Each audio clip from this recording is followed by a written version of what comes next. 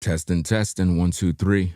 Ringo TV Reactions back in the building with another one. Make sure you rate, comment, and subscribe to the channel. We got to talk about the situation with Trump and Diddy. Breaking news.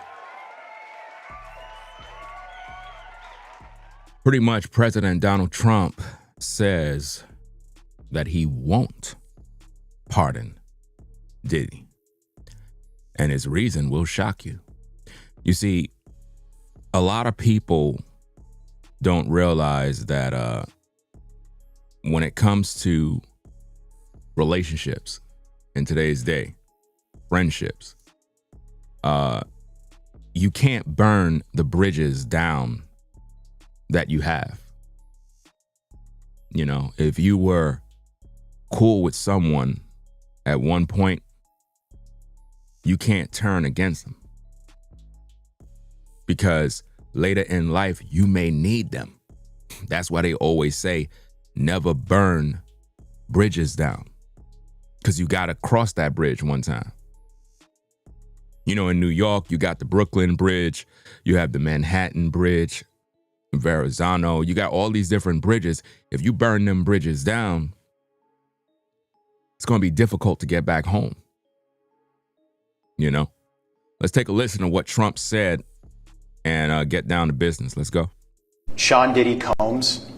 Right. Would you consider pardoning him? Well, he was essentially, I guess, sort of half innocent. Yes. I don't know what they do. He's still in jail or something, but he was celebrating a victory, but he seems, I guess it wasn't as good as a victory. Probably, you know, I was very friendly with him. I got along with him great. And seemed like a nice guy. I didn't know him well. But when I ran for office, he was very hostile. He said some not so nice things about you, sir. And it's hard, you know, like you, we're human beings. Right. And we don't like to have things cloud our judgment, right? But when you knew someone and you were fine, and then you run for office and he made some terrible statements. So I don't know, it's more difficult. It makes it more, I'm being honest, it makes it more difficult to do. But more likely a no for Combs, I would say so. Okay. Yeah. And what about George Santos? Based on that tape right there, guys, Diddy's in a lot of trouble, bro. We were thinking and believing that Trump might have considered pardoning him, especially after he pardoned other rappers. But this is the reason why Trump is not pardoning Diddy. White men like Trump need to be banished.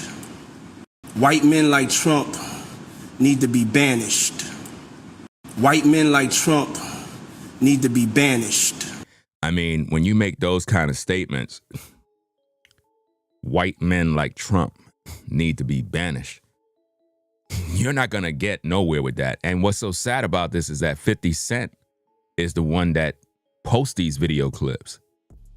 You know, 50 is always trolling, but it be your own people that be the ones trying to bring you down. And basically, 50 Cent took it to social media to pretty much remind Trump of the things that Diddy said about him. And that pretty much sabotaged any opportunity for Diddy getting a pardon, because it was looking like Diddy was going to get out because, you know, he knew Trump. But what 50 Cent did is, and I don't know what kind of beef they got, but it always be your people. That's why all that stuff about your people, brother and sister, none of that stuff mean nothing no more, fam. Just because you black, that doesn't make you a brother. Just because you black, it doesn't make you a sister. You know what I mean? Because it be your own people that be the first to air you out. You know what I mean? So for 50 to go online and dig up the dirt and publish it, it got back to Trump. And that pissed off Trump. Because, you know, sometimes your ops didn't see the things you said. Sometimes people didn't even see that you made some ugly posts about them. But at the time when Diddy made this particular clip, it probably was a different time. And Trump probably didn't even know But now he do know. So he's like, hell no, I'm not pardoning you. Check out this other clip. Trump gets elected, I really do believe in my heart there'll be a race war. That's why this message is not just to black people. You know what I'm saying? This message is to everybody. You know, this man is really trying to turn us against each other and put us in a situation. America messed up. If Trump gets elected, I really do believe in my heart there'll be a race war. That's why this message is not just to black people. You know what I'm saying? This message is to everybody. You know, this man is really trying to turn us against each other and put us in a situation.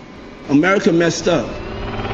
America messed up, he said. America messed up. So when you factor in these two clips, and there's more, this is the reason why Diddy is not going to get no pardon with Trump. Trump is upset because there was a time when they were cool. There was a time when the diddler and Trump probably used to party. For all we know, Trump probably was at the freak-offs. You never know. Right? But now he was asked, yo, what's up with your man Diddy? You gonna pardon him? He said, nah. And his reasoning is because they're not friends. So in my mind, I'm like, so when it comes to a president pardoning someone, it's not about if you think they're innocent. It's not about if you felt they were done unjustly by the system. It's now based on if we're friends or not. So what does that say about the whole system? It's screwed. Because that means that you got to be friends with people in order for them to do things for you. And if you're not friends, they're not going to do nothing for you. You know? So for Trump to pardon all these different people, and if I'm correct me if I'm wrong, but didn't Trump pardon some drug lord or some, I'm not sure who the hell that guy was. It was some recent situation that went down. And I don't know if it was a pardon or he was thinking about it. It was some guy that I believe he had pardoned. Forgot who it was. Some dude that spent a lot of years in prison. And in my mind, I'm like, so hold up. You pardon that guy who was out here committing crimes and doing other stuff. But when it comes to Diddy, you're not going to pardon him because you're not cool with him anymore. It just goes to show what kind of world we live in, man. And that's why sometimes you got to be respectful of everybody, even if you disagree. You know, you could disagree with me, but at the same time, it's good to be respectful because you never know when one day you may need my help. Larry Hoover, right? It was Larry Hoover. Yeah, I think that was the name. Yeah, Larry Hoover. So if he did that for Larry Hoover and that other rapper, what is it? Is it Young Boy? I'm not sure who the hell it is. Some rapper. I don't follow none of these people. I don't even listen to their music. But it's like you really got to keep relationships intact, even if you don't agree, because you never know when you're going to need those people. You know, telling the world that if Trump get elected, there's going to be a race war and how white men like him need to be banished. It's crazy how if a black man say those things, it's just his freedom of expression. But if a white man said those same statements, oh, he's racist. Ain't that something?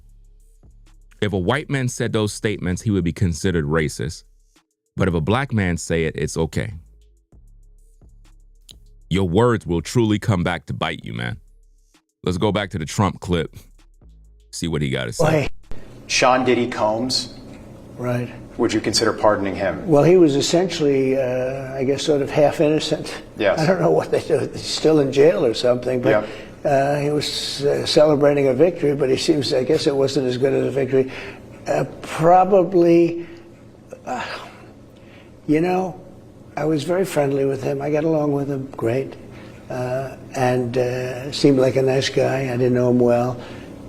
But when I ran for office, he was very hostile. He said some not so nice things about you, sir. And Now think about that, guys. Now we got to park the car right there.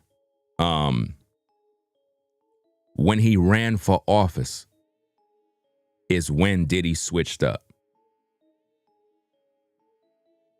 Look, park the car right there. Let's just park right here. When he ran for office is when Diddy switched up.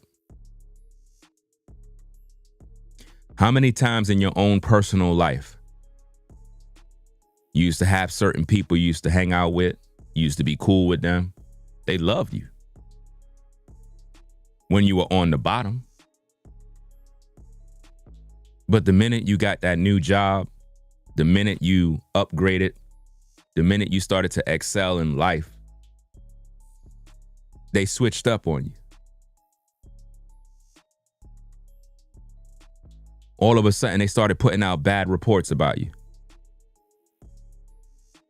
That's the same thing that happened between Diddy and Trump. When Trump was just Trump, Diddy was cool. But once Trump ran for office, Diddy switched up. Just like a lot of people switched up in your own life. And you're wondering why they switched up. I thought we were cool. I was very friendly with him. He was very friendly with him. So he thought. See, a lot of people will be friendly with you. That's called situational ethics. Situational ethics simply means adapt to the situation no matter what. If I walk into a room and you got a bunch of guys there and everybody is millionaires, but I need money to start a business, I don't got to be your friend, but I'm going to act like I'm your friend. I'm going to act very friendly. I'm going to adapt to the situation. I'm going to mix mingle with everybody and blend in, make everybody feel comfortable. Situational ethics. And that's what Diddy was pretty much practicing. He made it seem like he was cool with Trump, but he never liked Trump from the beginning. Diddy always hated Trump. But in order to be close to the movers and the shakers, in order to get things done his way,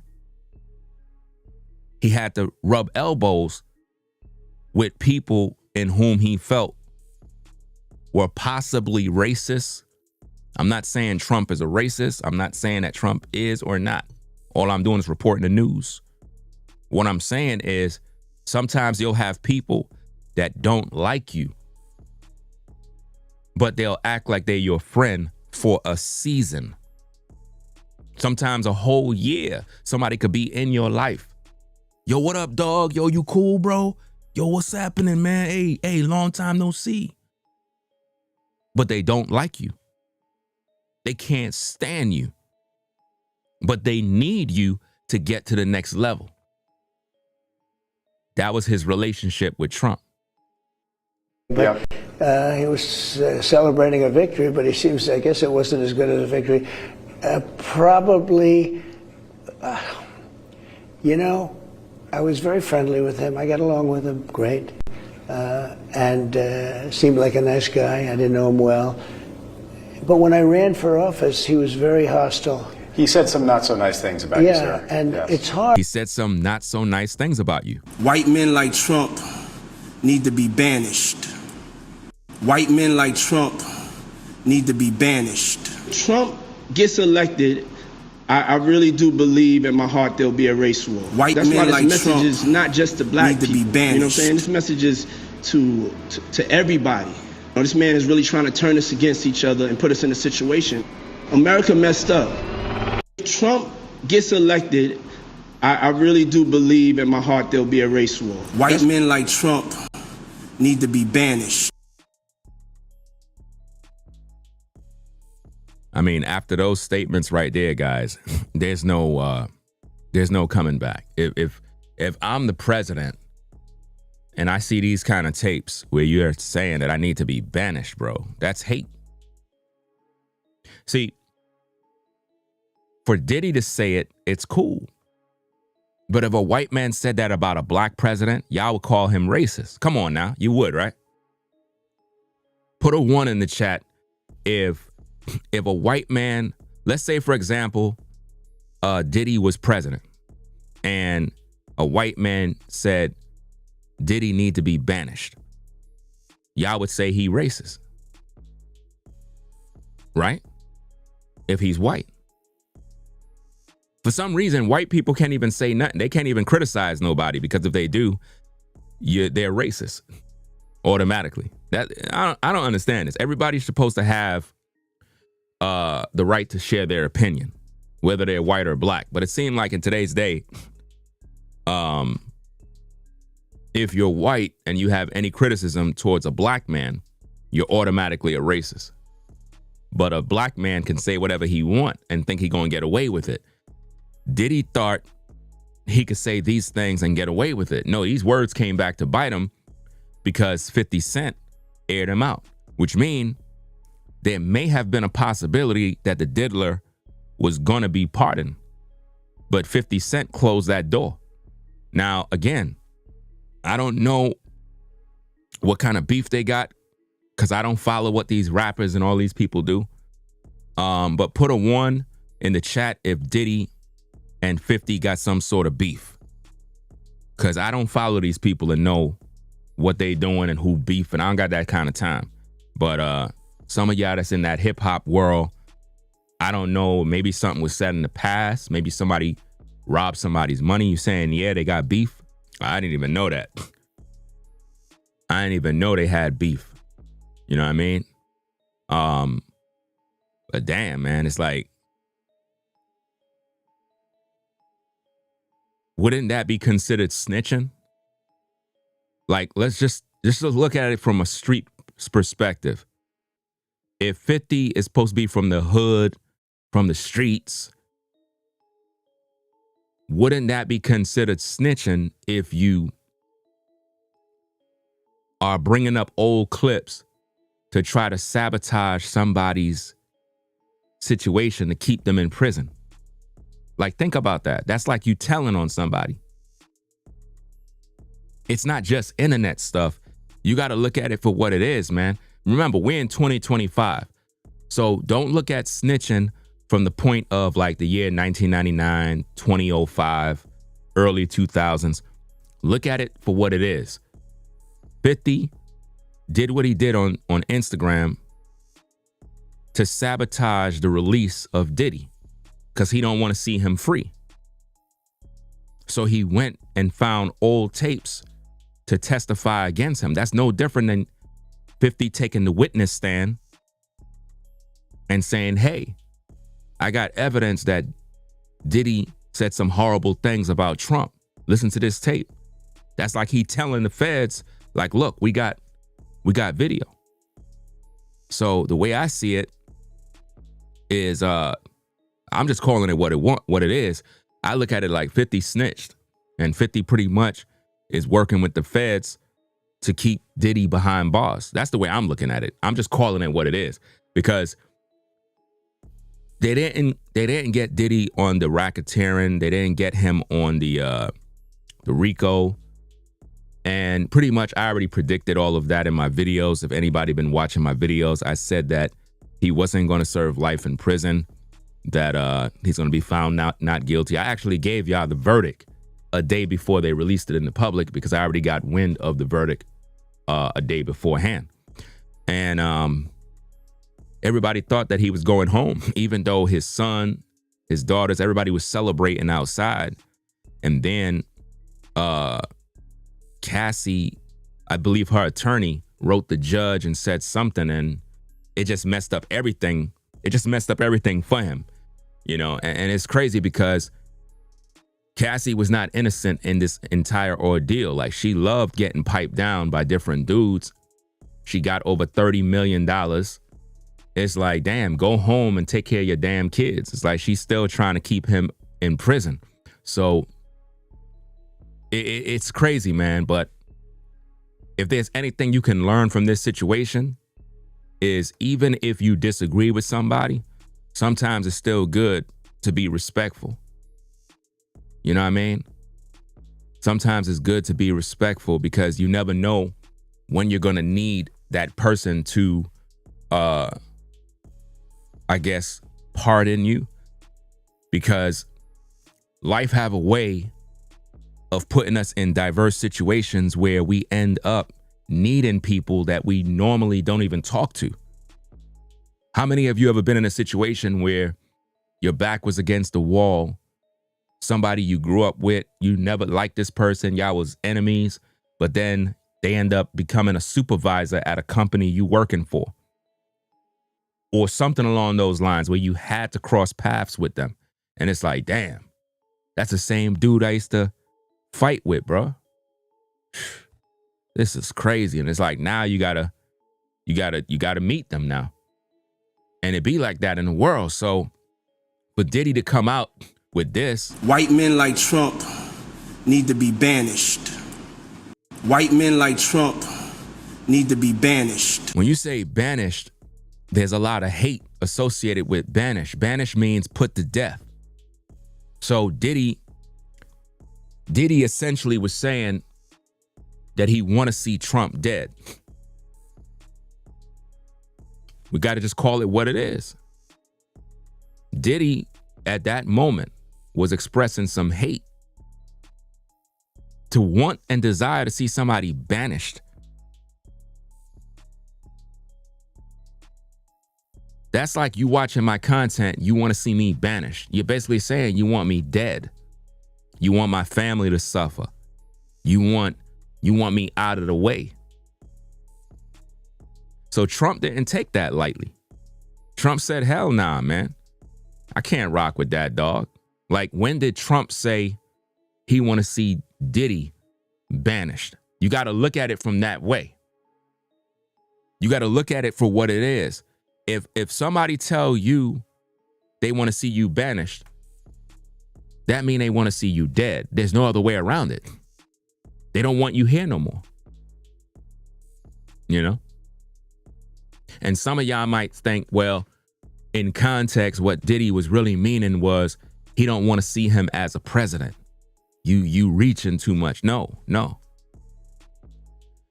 There's a certain level of racism even in the black community against Trump, right?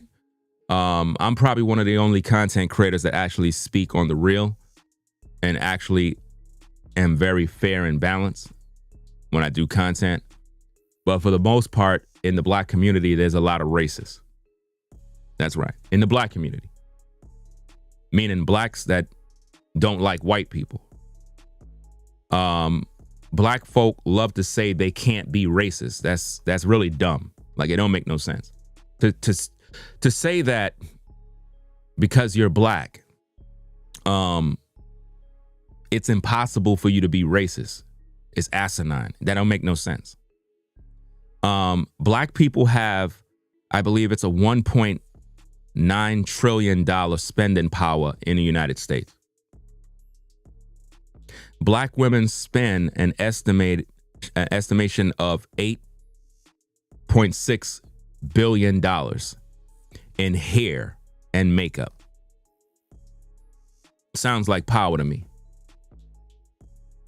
When you're able to have that amount of money and spending power, you got enough money to cause change in America. The problem is the black community, we don't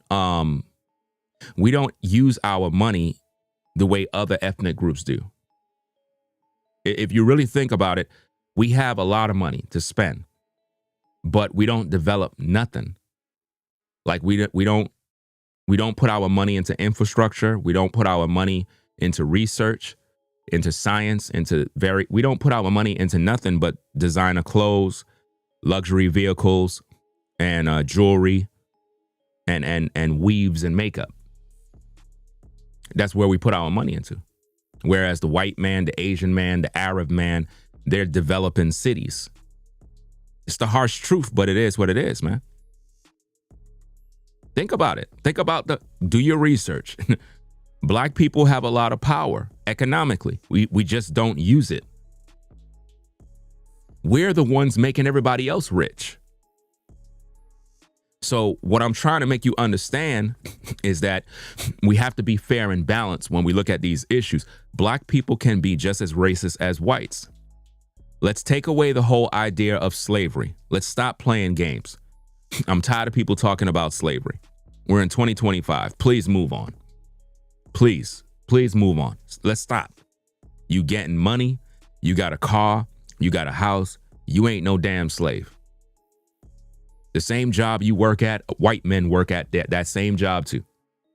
So stop it. You never been on a cotton field. You never been whipped.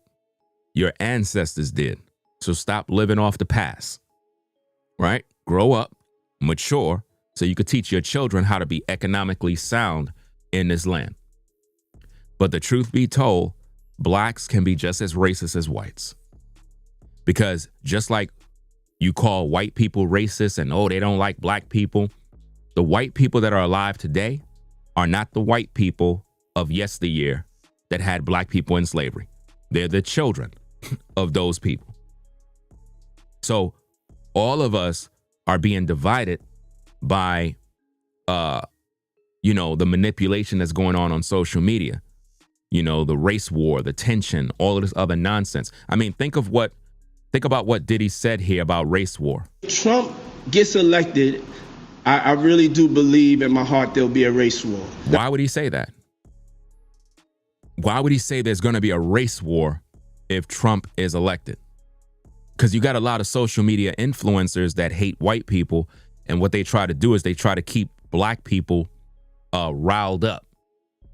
They want to keep them riled up. Imagine me being a racist, and I live in a predominantly white community that have more whites out here than blacks, and I'm a racist.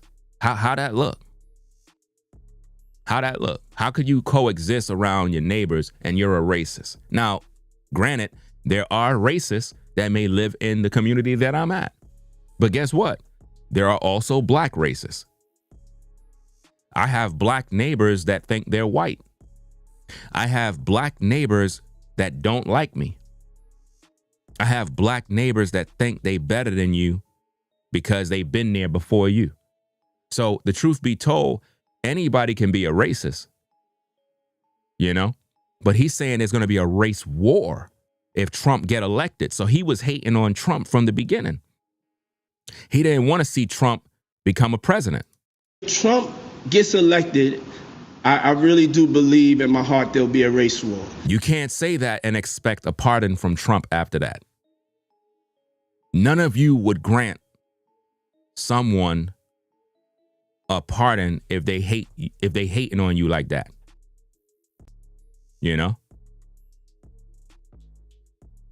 Well, of course, there's nothing wrong with putting your race first. Putting your race first doesn't make you racist. You understand? That don't make no sense. The white man is supposed to put his people first. But the thing is, when you are an elected official in terms of a president, mayor, governor, councilman, this, that, anything in the political field, it goes from doing things for your people to now doing things that's best for the nation, best for the city, the state. You can no longer be partial in judgment. You got to think about everybody. You can't be selfish. You can't be like, well, I'm Asian, so I'm only focused on the Asian community. You can't do that. But now, sad to say, a lot of elected officials be partial in judgment. They'll favor this group over that group, or they'll put money into this community and nothing in that community. And that creates tension. You understand? But surely there's nothing wrong with focusing on your people. The Jewish community do that all the time. The Jewish community focus on their community and their community only. And there's nothing wrong with that. You see? The white community, they focus on their community. They do what they got to do. The Asian community, they stick together. The Mexican community, they definitely stick together. When it comes to work, getting jobs and gigs, you'll see like 15 Mexicans on a pickup truck. And they'll go do a job and split the money. And it ain't nothing. They look out for one another. But when it comes to black folk, we don't do that. We're actually more divided. If you really think about it, as black men and women, we really never get together to do anything. You know, we can't solve our crime in the communities, the drug problems, the gang problems. We're waiting for the white man to solve them. It can't be solved that way. All the money Diddy got, what have Diddy done for the black community? Nothing. Diddy has always been in a position of power where he could have produced change within the black community just because of his influence. We don't need Trump to do anything or any other white man to execute change in the black community. These particular celebrities and moguls have the influence and the power to really cause change, but they have always been selfish. You know?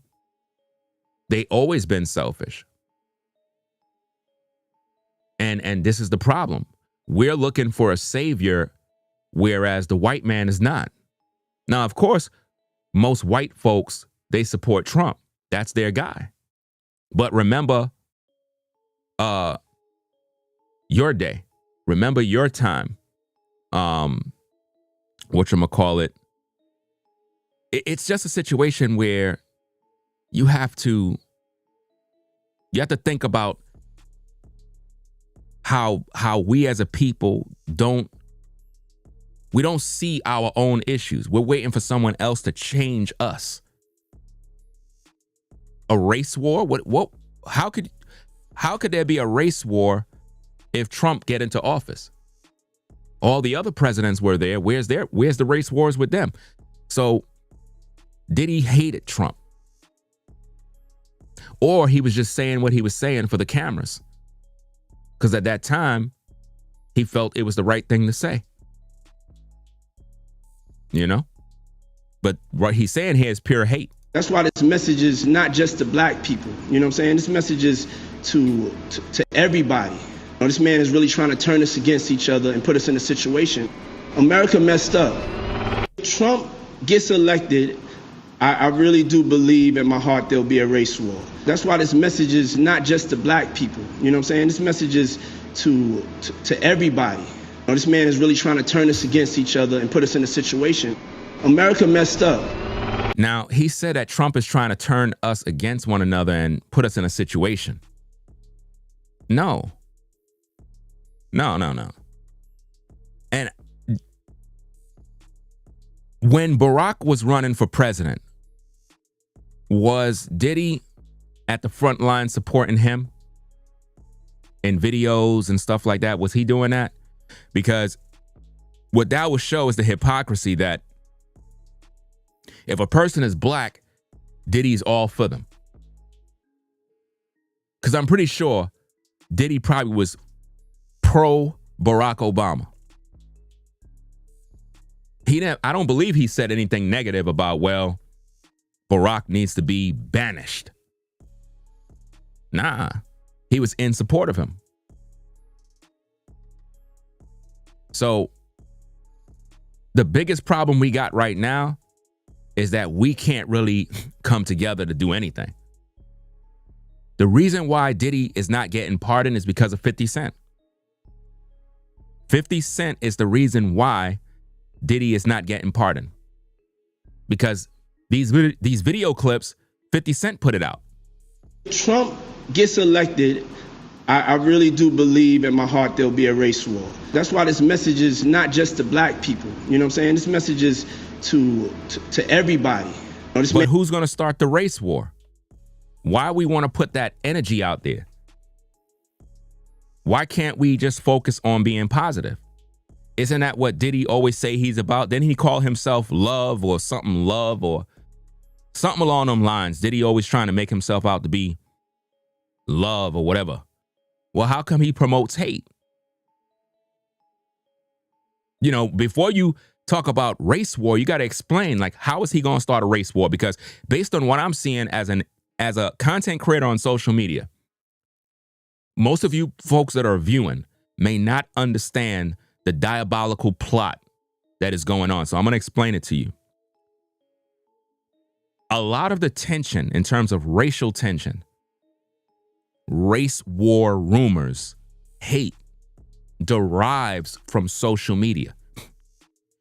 Social media influencers that are bought and paid by the elite, their job is to come on social media and spread propaganda to program the minds of people.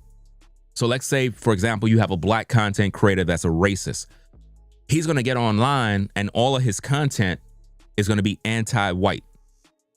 Like, you'll listen to his content and all the content is anti-white while making blacks angry or making blacks be suspicious of white folk.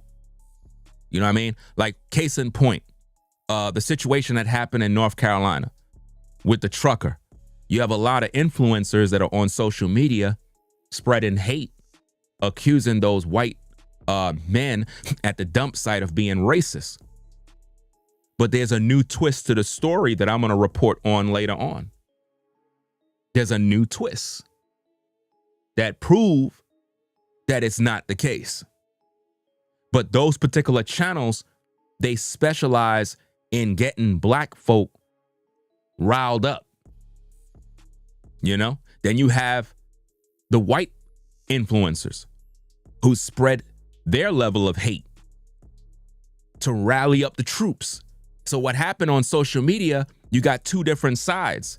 And if you're paying attention and you're listening to these content creators, you might end up being influenced to become racist yourself. So now you're on some old, well, I cannot stand black people. I hate them N-words. And now that's your way of life. But you won't do that in front of them, but you'll do that online in the chat room because nobody could find your address right there in the chat. See, in the chat, you could come in there, you could say whatever you want to me. That's cool, but you ain't gonna do that in my face. It's easy to do it on social media because, you know, people become keyboard warriors. It's easy to do that type of stuff. So social media makes people brave to express their hate, to express their racism, whereas normally you won't do that. A black man is not going to go into another white man's face and be racist and start speaking a bunch of hate.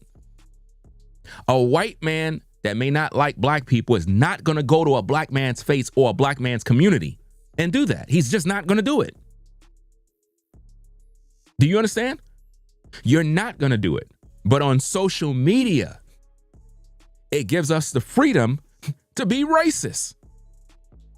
I could sign up under different accounts. I could cuss you out. I could call you N-words. I could call you white slurs and whatever. I could do that on social media because I know you're never going to see me. I'm never going to see you. A bunch of cowards. But yet you got black folk on social media. They always talking about sundown towns. Oh, you know, black men and women, they're going missing. They died in a sundown town. Man, stop the cap, man. I don't want to hear anything about no damn sundown town. All of that stuff is to promote fear and hate. So when you hear of race wars, it's social media influencers that are pushing that. Because when you go to your job and you're white or black, ain't none of that going on in the workplace. When you at your 9 to 5 and you white or black, ain't none of that garbage going on at the 9 to 5. When I go to Home Depot, I see white people that work there and I see black people that work there, and they're always friendly. When I go to Home Depot, I don't feel any tension in the air. When I go to Home Depot and a white man is working and I'm in the aisle and he's like, hey, how you doing, sir? Need any help today? I don't feel no hate. Because when you go to their job, you know you're supposed to be on your best behavior. Because all your coworkers, y'all just there to work, to do your job. You can't go to your job being a racist and a hater. So where do people learn these type of behaviors? On social media. When you at the 9 to 5, there's a certain code that you must follow, certain standards. It doesn't matter about any of that stuff. You're supposed to help all customers. If I own a car dealership and a gay man walk in there and he's all flamboyant and feminine, I cannot look at the gay guy and begin to judge him based on my biblical beliefs. I'm a Bible believer at the end of the day, but I cannot start to hate him and judge him based on my own personal beliefs. I have a business to run. So when he come in the store, even though his lifestyle, I may not agree, but at the same time, I still got to treat him with a level of respect and dignity as a customer. But in this society, it's like people forgot about that. You may not like certain people, you may not agree with certain people, but you still got to show them respect. You still got to have respect for everybody. If everybody just learned to respect everybody, world will be a better place. Yeah, money talks. We know that. But at the end of the day, why is it that when you're focused on business, you treat everybody with respect? Because you know you want to get paid. When you go to your job, you don't be racist. You don't be hateful, because you'll get written up. You'll get a memo. You'll be fighting for your job. But when people get off work and they come on social media, they become racist. They post some of the craziest stuff, and you be like, bro, you would never do that at your job, because you'll be fired. And it ain't going to be funny when you get fired. They don't tolerate none of that stuff. So why do we tolerate it on social media? Because nobody's holding nobody accountable. You know? Nobody. We just figure we could just do whatever we want. That's freedom. We call that freedom of speech. No. White men like Trump need to be banished. White men like Trump need to be banished. Look at his face. You don't see the hate? You don't see the anger? He don't like Trump. He want Trump to be banished. I told you already. Banish mean put to death. He don't like the man. Certain things you just got to keep to yourself. When you are, listen, as a content creator, I'm learning more and more and more that what I say can affect my future. And it's the same thing for you too. What you say can affect your future. What you do to others can affect your future. You got to be careful with what you say. It'll come back to bite you. The more money you got, the more influence and status you got, the more your words are being recorded and logged in a database. Because right now, Diddy is listening to his own words in prison. And he's like, damn, man, I wish I would have never said that, man. If I would have never said that, bro, Trump would pardon me. He would get me out of this mess. White men like Trump need to be banished. See, white men. All he had to say is men like Trump, but he put white. So it became a racial issue. White men like Trump. So when you say white men like Trump, he separated Trump from other white men, which means at this point, Diddy is not expressing hate for all white people. You got to be fair. You got to be balanced when you're breaking things down. He said white men like Trump. So in Diddy's mind, he saw Trump as a racist. So he separated him from other white men, because he's not going to say all white men, because when you think about it, who you think supports hip hop the most? You think black people are buying all that music? No. White boys, Asians, people overseas, they the ones that's financially feeding the machine. Even from back in the day. You know what I mean? I mean, back in the day when they had CDs, I used to be proud to go to the store to buy a CD. I used to be in the line, and I used to be proud to be able to purchase a CD and knew that I bought it. But for the most part, in the hood, man, people were bootlegging music.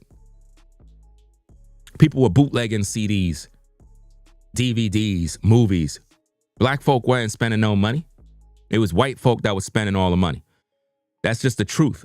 See, when you come here to this platform, if you subscribe to my platform, over here, we keep everything 100 with the people. We don't lie.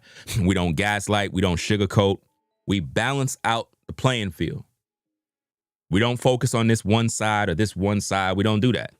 We just speak.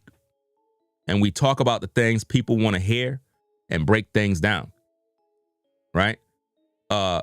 Diddy was expressing the fact that he believed Trump is a racist and we don't want him as president.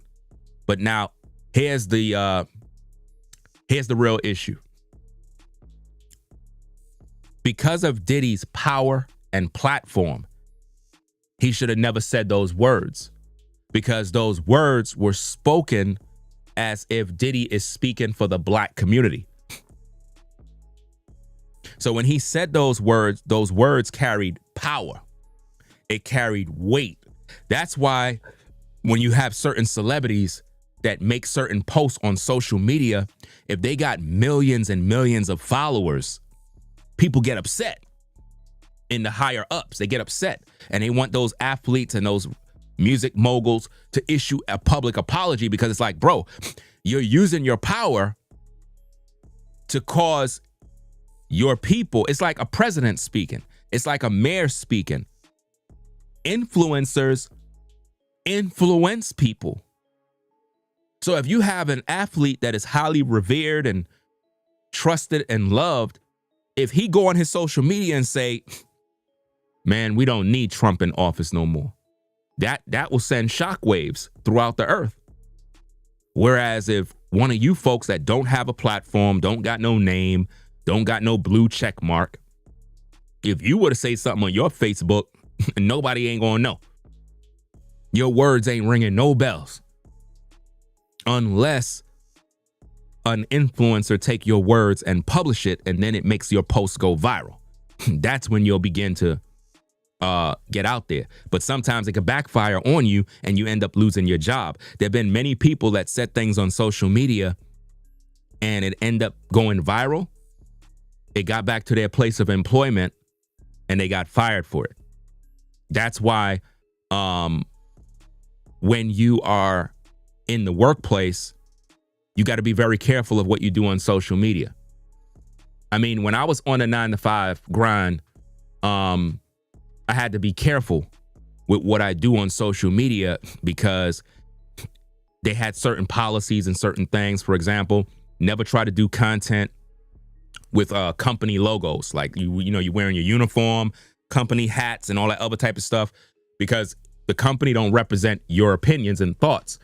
And I remember there was a time I had posted a video and I had on company uniform, and I don't know how the heck it happened, but I ended up getting called into the office.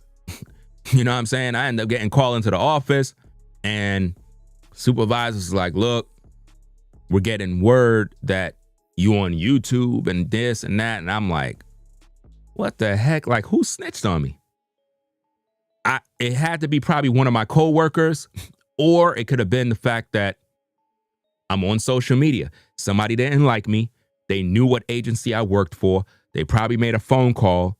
They knew at that time I was in Brooklyn, New York, and that probably put me in a bad situation. And they were trying to take my job from me because they were saying that I was stealing company time. I wasn't. I was actually doing the content on my break. It's just that I had on the uniform.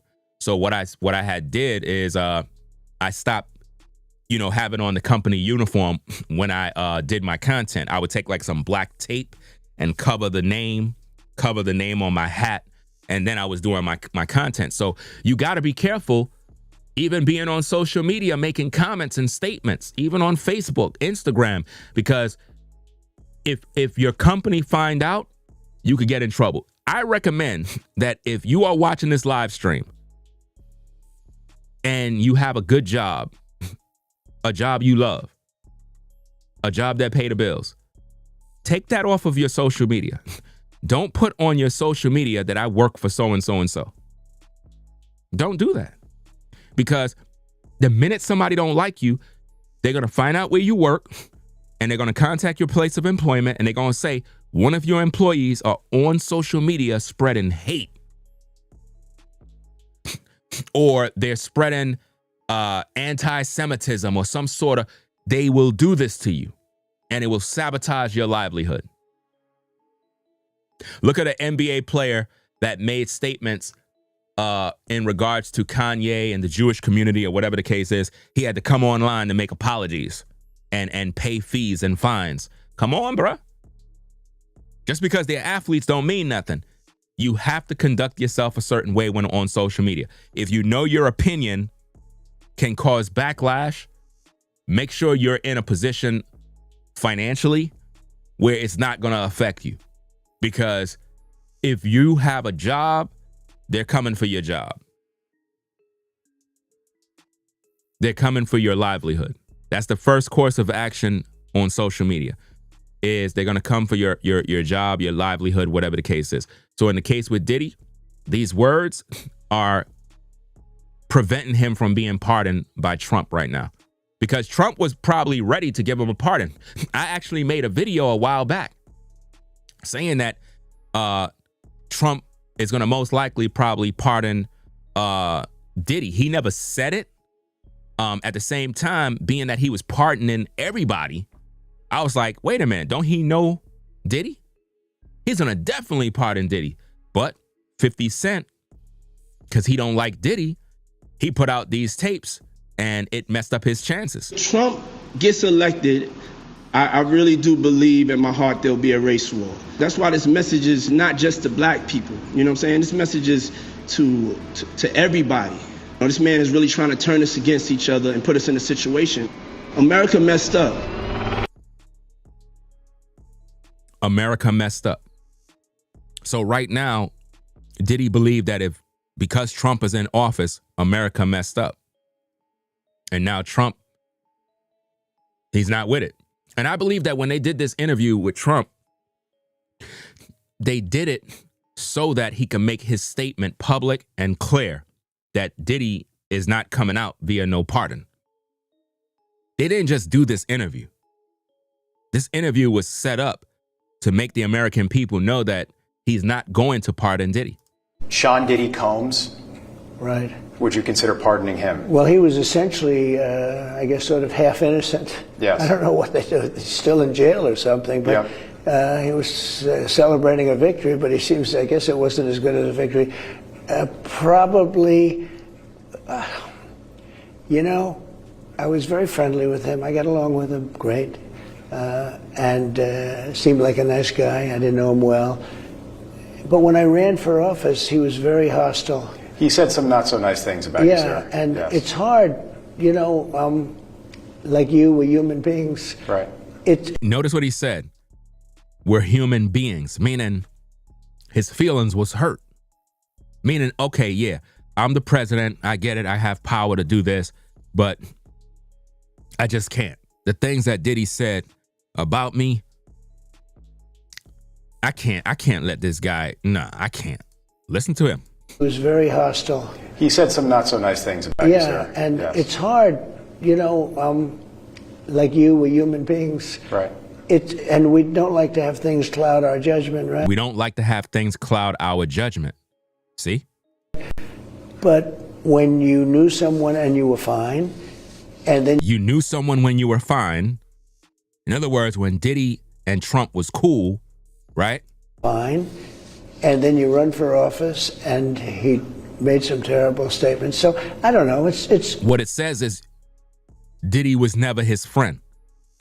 In other words, Trump probably thought he was friends with Diddy. Or at least that's what he assumed. You know what I mean? Like, okay, I'm cool with Diddy. It's cool to have friends that, you know, media moguls, music moguls, all that other stuff. Because Trump know a lot of people. But at the same time, he said, nah, I realized that Diddy was fake the whole time. Y'all know, like how when I do my content, I'm always talking about people are fake in today's day. Like social media is fake, family is fake, all the friends you think you got, they all fake. Like all of them fake. All your friends are turning against you one by one, and you're getting the memo about that now. Some of y'all friends turned on you last night. Some of y'all friends turned on you this week, and y'all had a fallout, and you're like, damn, I knew this person for a minute, and they did something dirty, you know? So at that moment when he heard Diddy's messages about him, he was like, nah, I'm not going to pardon him.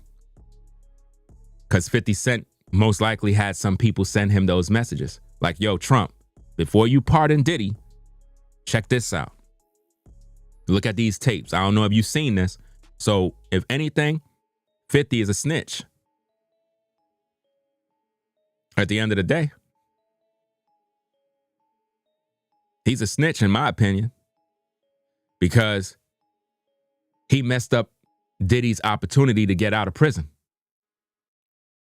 He could have just left it alone and let the man come home. He'd been in there for a minute. You know what I'm saying? So 50 Cent, you did dirty for that one, fam. I mean, I understand you like to troll people on social media. You got a lot of these rappers and people afraid of you because you are part of the elite class. But what you did to the diddler, the white man didn't do that.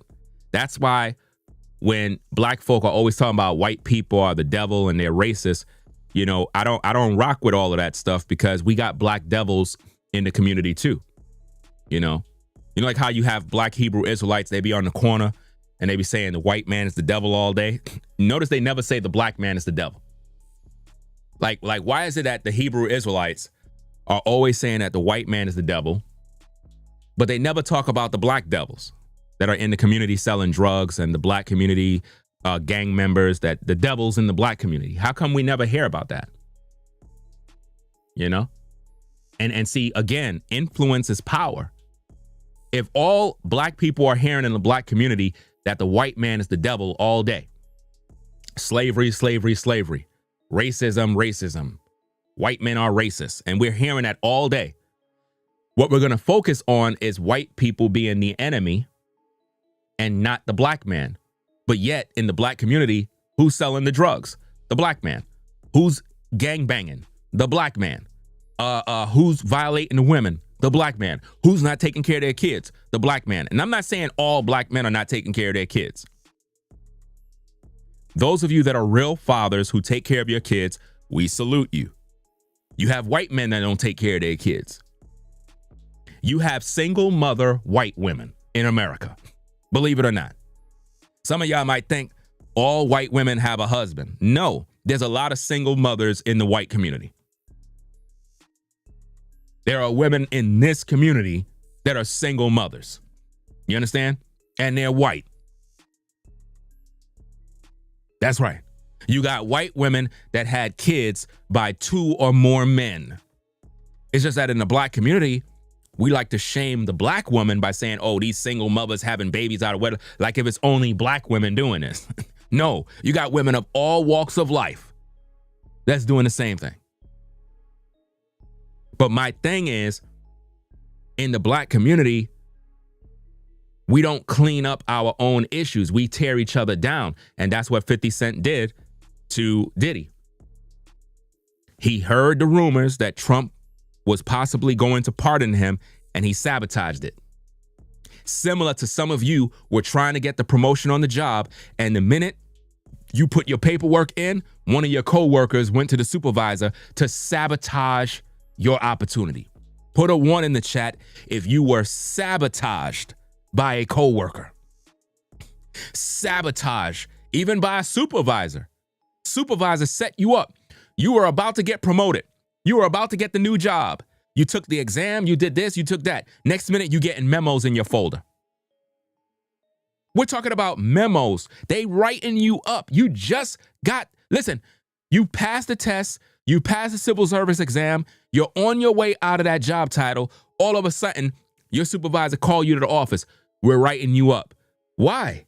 What happened? Oh, you did X, Y, and Z. We're giving you a memo. Why they put that memo in your folder?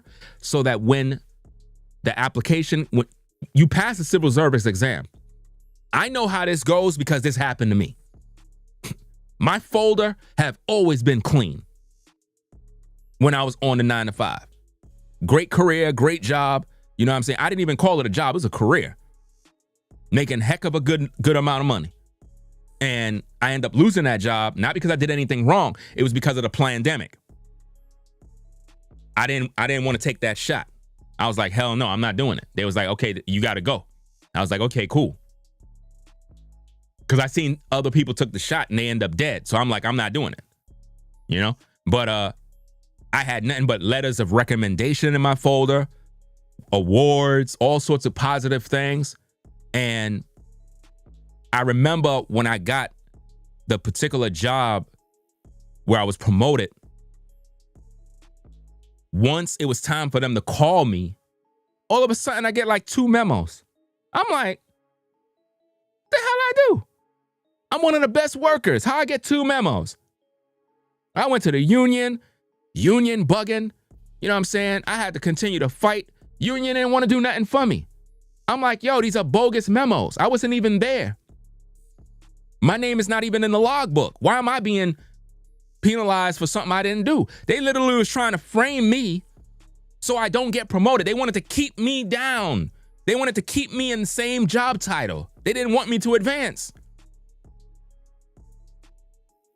It took another woman in the workplace who worked at another location because she had a certain job title that was way higher than mine. She had pull in the supervisor position. So she had certain pull where she could talk to people, the movers and the shakers at HR.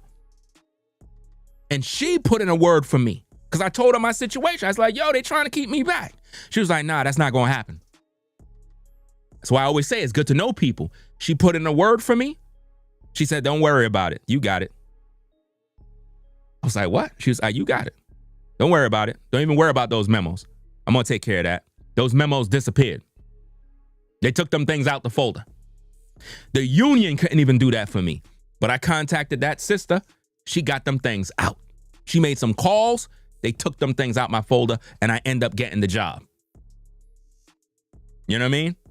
So you got to have relationships. Relationships is very important. Even if you and somebody don't talk, always be on good terms with them. Always be on good terms because you never know when you're going to need them. You know, don't be selfish and think that you could do it all by yourself. No, a lot of you out here might be living your life and everything might be cool, but it might come that one day where you're going to be like, man, yo, I need some real help right now, man. I know who I could call. I could call Derek. Hey, yo, Derek, what's going on, man? Long time, man. Hey, how's the wife and kids? Everything good? Hey, bro. Man, I'm calling you, man, because I really need a favor, dog. Like, for real, man. I remember we worked together, man. And I know it's been a long time. I know I haven't been in contact with you, bro. But, yo, so-and-so is happening, man. I'm trying to get this job, bro. And they telling me I need some references and X, Y, and Z. Oh, don't worry, don't worry, bro. I got you. See that? It's always good to have people, man. I'm cut from that cloth that understand that. A lot of people today, they don't have no integrity. And they end up sabotaging relationships that can open doors for them. You know? Shout out to integrity, loyalty. And I mean, think about the username here. Integrity, loyalty. That's what you're supposed to have. Integrity and loyalty. That's what matters in today's day. Says something I noticed. Russell Simmons was on the Vote or Die campaign when Trump ran. He went quiet. Then I noticed all Russell books were through were through Trump publishing. Gotta look into that one. Let me see. Gotta screenshot that comment. Because Got to look into that. Yeah, but I appreciate you for sponsoring the show. Integrity, loyalty. Right? So relationships are very important, people. Relationships, very important. Something that we have to learn, something that we have to keep intact. Even if you don't agree with somebody, it's always good. Like, you know, I worked with a lot of people when I was on the 9-to-5 grind. I don't call them because obviously I don't work there no more, but I left on good terms. I was always the guy that was cool with everybody. Everybody knew me. I was one of the top guys at the agency. If I was to call any of them right now, they'll be happy just to hear from me. You know what I mean? I understand they got their lives. I got my life to live. So we don't really need to keep in contact because we were just co-workers. We were not friends. You know what I mean? We were co-workers. But it's good to have those relationships, those doors that are there that if need be, if I'm in the city, I could be like, yo, I'm passing through, or hey, what's going on with everybody? And, you know, you never know. You never know what can happen, fam. So Diddy messed up when he spoke these negative words about Trump because it came back to bite him. If he would have spoke positive things, like, hey, I can't wait for Trump to get into office, man. We need some change. We need to make America great again. If he would have had some good seed in the ground, Trump would have remembered those words and he would have did what he needed to do. Now, some might say, but Trump is a hypocrite because he let out, I believe what you said, Larry Hoover and NBA Youngboy or something like that. So why he ain't do this for Diddy? Because of Diddy's words, man. Diddy's words it messed him up. He should have stayed on code, man. It goes back to what I always teach about stay on code. Stay on code. If the diddler know that he is gonna be involved in freak parties and all this other stuff, the last people you want to offend is the president. Are y'all getting what I'm saying? It's like you live in a community, the fire station is down there. You don't want to offend the firefighters. You don't want to offend these guys. Because there may be a situation where you need the fire department. Now, of course, granted, they got to do their job, but I don't want the firefighters offended because I was racist towards them. You get what I mean? I want that if there was an emergency, God forbid, that the firefighters are coming to rescue and save and put out the fire, but not coming and they're like, hold up, that's the guy? His house is burning? Man, let that burn. Let it burn. Now, I hope if you're a firefighter, you don't do that. But what I'm saying is sometimes the way people treat you, man, can affect you, man. It could really affect your performance. It could really affect you. Because that's basically what Trump said in this interview. He basically said he was hurt without saying it. He was hurt by what Diddy did to him. Sean Diddy Combs. Right. Would you consider pardoning him? Well, he was essentially, I guess, sort of half innocent. Yes. I don't know what they do. He's still in jail or something, but he was celebrating a victory, but he seems, I guess it wasn't as good as a victory. Probably. He was about to say probably not. He was about to say probably not. You know, I was very friendly with him. I was very friendly. In other words, let me give my reasoning for why I'm not going to pardon him. Let me give you my reasoning. But, he was celebrating a victory, but he seems, I guess it wasn't as good as a victory. Probably, you know, I was very friendly with him. I got along with him great. And seemed like a nice guy. Seemed like a nice guy. I was getting along with him. Seems cool. Know him well. He said he didn't know him well, though. How many people we talk with, we don't know them well. But still, you got to have a level of respect, even if you don't know somebody well. But when I ran for office, when I ran for office, in other words, Diddy was cool with Trump before he ran for office. Before he ran for office, Diddy was cool with Trump. But then he switched up. Similar to how people switch up in your life. The minute you start to elevate yourself, they switch up. Families switch up. How many of you just bought a new car, friends switch up, family is jealous. You just bought a new house, or at least a new house. You got out of the hood, whatever the situation is, all of a sudden, friends turn against you, family turn against you. Because you told them about your success, they're not happy for you. Same thing.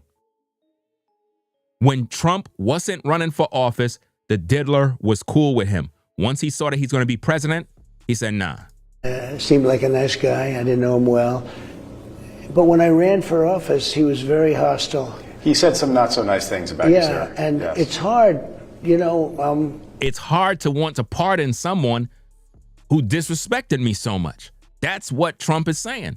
It's hard. I can't pardon this guy. Look what he said. Look what he said. And here's another thing, guys, that a lot of y'all probably not looking at. This is not just a personal thing between Trump and Diddy. This is an executive decision. In other words, if I pardon Diddy after all the evil things he said about me, then I got to do the same for everybody that said evil things about me. I can't do that. As a president, I can't do that. There's a lot of people that said ugly things about Trump in the media, in the public, on social media. Can't work with them no more. You know, you saw images of Kanye with Trump, and you like, man, these two are cool. And then you saw Kanye tweaking out and doing other weird stuff and whatnot. All of that stuff makes people just not trust people. You see that? Like you, we're human beings. Right. And we don't like to have things cloud our judgment, right? But when you knew someone and you were fine. You knew someone and you were fine. In other words, Diddy and Trump were cool at one point. That you were fine. And then you run for office and he made some terrible statements. So I don't know. It's more difficult. It makes it more. It makes it more difficult. Being honest. Yeah. He's being honest. It would make it difficult for me too. If I know we were cool, and then once I became a millionaire, you switched up on me, I can't rock with you, man. You tripping. Now you posting negative things of me on social media, trying to make me out to be this horrible person. Fam, if I went out there and better my life, became productive, how you gonna get mad at me for doing that? You have the same opportunities like me. If anything, be cool with me and maybe other doors will open up, but I cannot pave the way for you.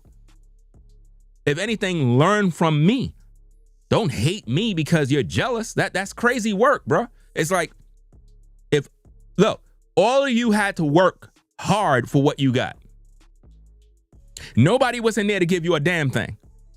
You had to go out there and grind. You had to hustle. You had to work. You got to educate yourself. You had to save money. You had to get your bills right, your credit right. You had to do all these different things. And then once you were able to have a certain level of success, now all of a sudden everybody want to hate you now. It's more difficult to do. But more likely a no for Combs, I it would sounds say like. so. Okay. Yeah. And what about George Santos? Everybody was at the freak-offs. You know what I mean? Everybody was at those freak-offs. I don't know if Trump was there. But at the same time, you never know. Because they didn't even bring up who was there. They didn't even bring up all the people that were at the freak-offs. And I know they know who was there based on those tapes. They kept their lives private. You know? For all we know, Trump probably been to one of the diddlers' parties. You never know. Before he got into, office. He probably was there. Because you remember, he was at those parties with Epstein. There was a clip that was released. I never even did a video on it, where you had Epstein and Trump together, hanging out, partying. One video in 4K. Well, I don't know if they had 4K back then, but you get what I'm saying. So, I don't know, man. When is Diddy trial again for the hearing of how many years he gonna get in prison or not? Because they're saying he might get about 2 to 4 years. That's what they're saying. That's a rumor. About 2 to 4 years, or he might get 10 years probation, or whatever the case is. But it looks like they don't want him to come out of prison, man. For some reason, they don't want that man to come out of prison. So I don't know, man. It's crazy. Let me see. Donald Trump has never been to a freak off. That's never been a mention of it for many years. However, did he, what? He has come to Donald Trump's events and he would go and take pictures. But Trump was at Epstein's parties. See, I was not at no Diddy's parties, so I wouldn't know. But my point is, if none of us was there, none of us don't know. So there's always room for speculation, right? Because if Trump was at a Epstein party, then there's a possibility that he was at a Diddy party, especially if he knew Diddy back then. Trump always partied and he always hang with everybody, you know? It is what it is. A lot of people just don't want to say it because he's president now. But I believe that there's a possibility that he may have been there in a disguise. He could have been disguised and be at the party hanging out. You never know who be at these parties. You know, before the presidency stuff, you know. You said this is bull crap. Diddy has no integrity. He is a black man who has victimized dozens of black men and women. He allegedly killed Tupac. Where is the justice if he was pardoned? You don't know if he killed Tupac. You don't know anything. That's all speculation. That's all YouTube stuff, right? You weren't there, so you don't really know. Two, you said that he victimized dozens of black men and women. You got to prove that. That wasn't proven in court. Even when it came down to the Cassie situation, nobody even took her serious. She was a willing participant. There was no sex trafficking, right? Cassie was not a victim. She was a willing participant. Yeah, Diddy had a lot of artists that had bad contracts, but again, even though those artists like Craig Mack, 112, and the list goes on, pretty much all of his artists had bad contracts. That's their fault for not reading the fine print. When you get a record deal, you got to read and you got to have an attorney to be there to look over the contract to make sure you're getting a good deal. You know, they were giving out them 360 deals, and a lot of those rappers, they didn't read the Bible to the music industry by a brother, I believe he's a Muslim brother named Kasif. They didn't read that book. If they would have read that book, they would have learned about the music industry. They would have understood publishing. They would have understood a lot of different things. Just the other day, you had what's this Christian artist, man? Boy, the one who was recently with Tyler Perry, Young Jeezy, and they had like a little interview in a kitchen. Kirk Franklin, I believe. Kirk Franklin recently got on an interview and he said that from when he started in the music industry, from I think in his 20s all the way up to his 40s, he didn't own none of his publishing. Now, how is it that you in the music industry all those years and you didn't own your publishing? So how are you making money?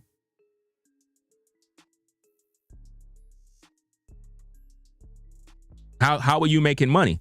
That's because he didn't understand the business. So a lot of rappers didn't understand the business. They were getting played because they didn't read. So I don't want to look at it as did he victimize all those people? You just didn't read the contract.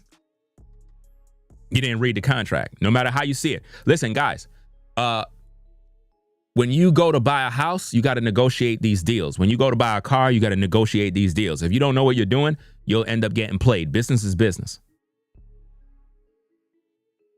It's just the way the world works.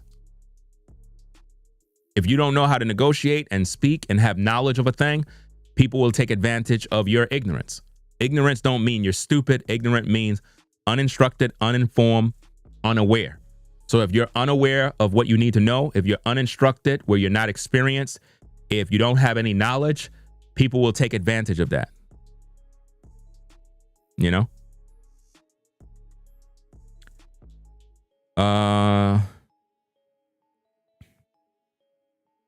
What this person says, I mean, you got to understand, people who came out of Diddy's house all of a sudden has committed that word. I mean, I don't understand how you don't know this stuff. This is before. Whoever you are, please stop assuming what you think I don't know.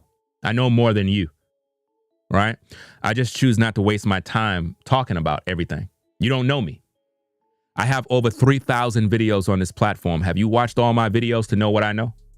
Were you around before YouTube was invented? I've always been on social media. I know way more than you, right?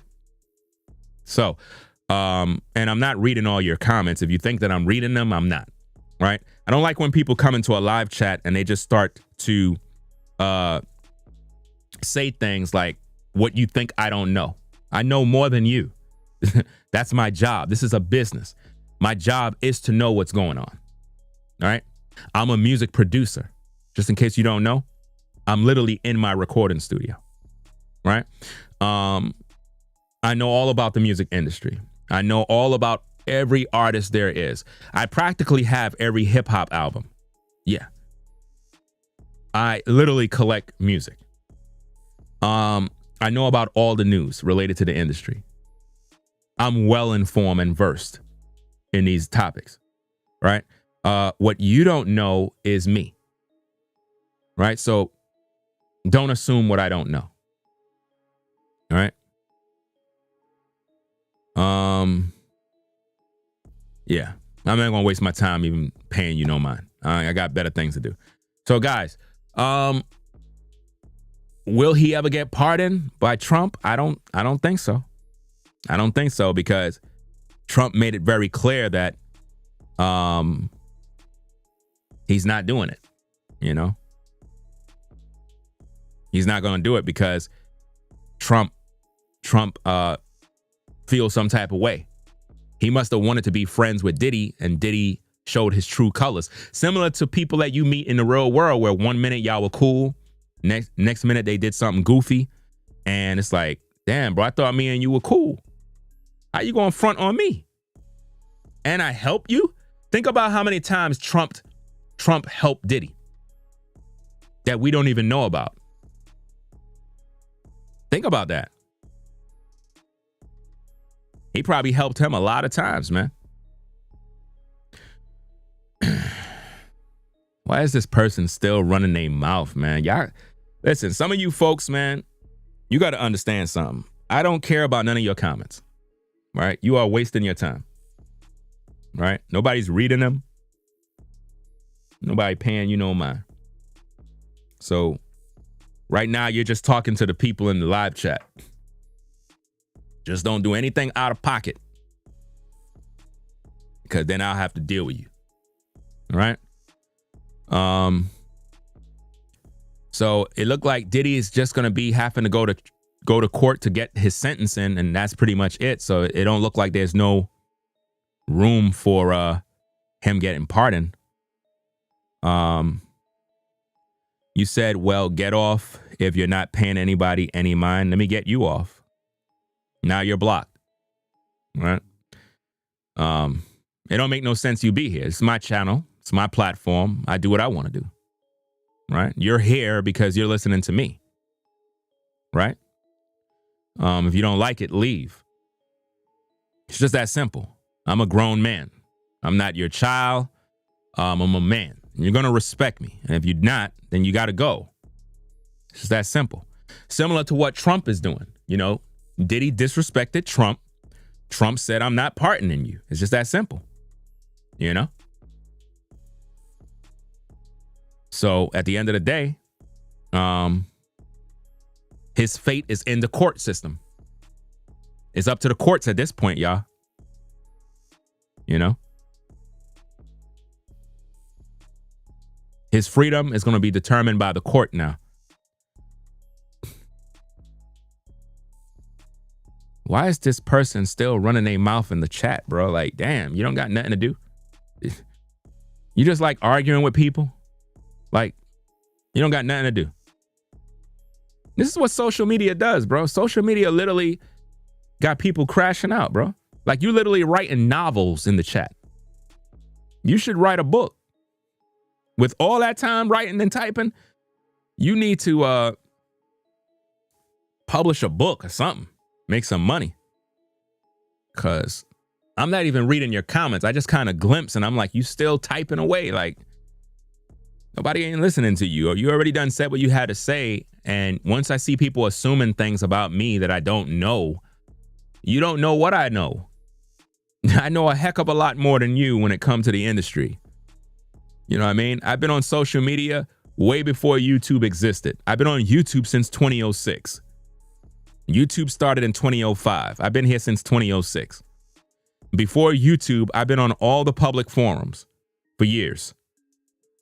You understand?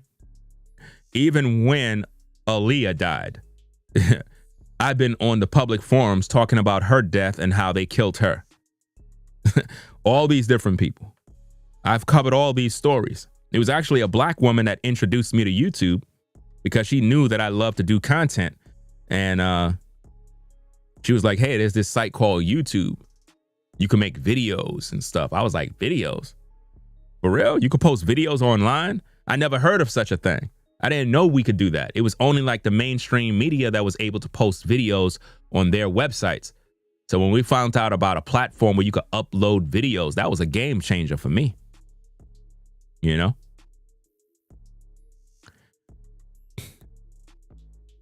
Now she's telling us that I do write books. Who cares? Like, now you're trying to make money now? Now she's trying to promote her books now, guys. Nobody cares. Like, stop. Like, why can't people just stop, bro? Why people got to do these things?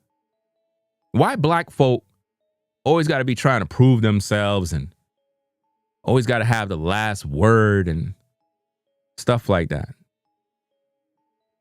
Like, nobody ain't buying that book. Because we already see what you're doing right now. So it's like, it's not going to be a good read.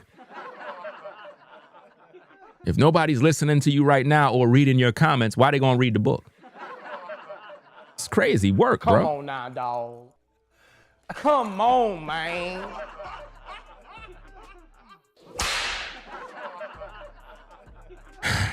Anyway, guys, it is what it is, man. We're going to do what we got to do. Gonna get up on out of here, man. Take care of some business and whatnot. I'll be back later on with more content. I don't know. Maybe Trump will change his mind, but I doubt it. Trump ain't gonna pardon Diddy. So the fate of Diddy's freedom is in the court system now. I'm not sure exactly what month is sentencing. Do anybody know? I think sentencing, they said it's September or October for Diddy. You said Trump didn't sound too sure. Maybe because he was under pressure. You think maybe because he was under pressure because of the interview, maybe he didn't want to give a decision, but he said no. He did say no. So, yeah, it looked like he was under pressure, but he did say no. But there have been times Trump changed his mind. I've heard him say no about things and then he switched up and changed his mind. So I don't know. Maybe he might do it. A lot of people were hoping that Trump would pardon Diddy. I would have liked to see that because I made a video talking about Trump is going to pardon Diddy.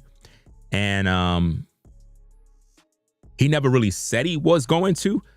At the same time, it was leaning towards that. because somebody was doing an interview and they was asking him about it.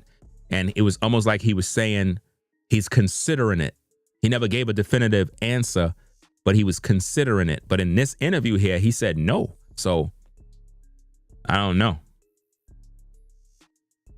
I don't know if he's going to do it or not, man. I hope that he gets the pardon, or at least get out of prison with probation. Because think about it, guys. He did a lot of time already. Like he been in that box for a minute.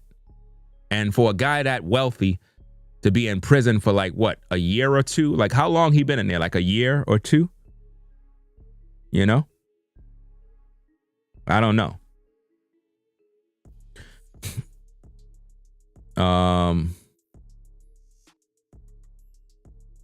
What's the matter with Carly? You have a problem with Geminis? I'm a Gemini. Damn.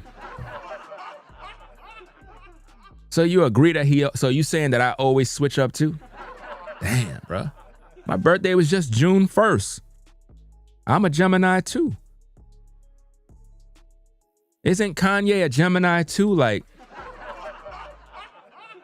this is crazy, bro. Now they hating Geminis now, man. This is all racism, bro. What's your sign? So we can find out about you. Oh, so you a so why? If you're a Gemini too, you on team Gemini. What's going on? I'm thinking you hating on the Geminis. I thought you were hating on the Geminis or something. I was about to say, because you know Geminis are always getting hated on, man. People always calling us two-faced and stuff. I'm not two-faced. Geminis are normally talented, you know? Okay. So at least you're team Gemini. All right, so that's a good thing. You know what I mean? All right, so in other news, yeah, I got to talk about the story with the situation that happened in North Carolina. I'm going to talk about that later on, break that down. Some new details came out, and got a report on that news. And because, you know, black folk are saying the white folk were racist towards the black trucker, but it's not that case, guys. You're going to learn the truth. This is why you got to be very careful on social media, you know? So let's stop the hate. It is what it is. Let's stop all the hate and whatnot. And, you know, be a little more respectful. And, yeah, man, that's about it. So I'm gonna get up on out of here, do what I gotta do. Hopefully someone will buy Takeen's book. You know, hopefully somebody will buy her book. You know what I'm saying? Because nobody read her chats. I mean, if she was to super chat, I'll read it. You know, being that she's an author and she's making all this money, hit that super chat. Do that. You know?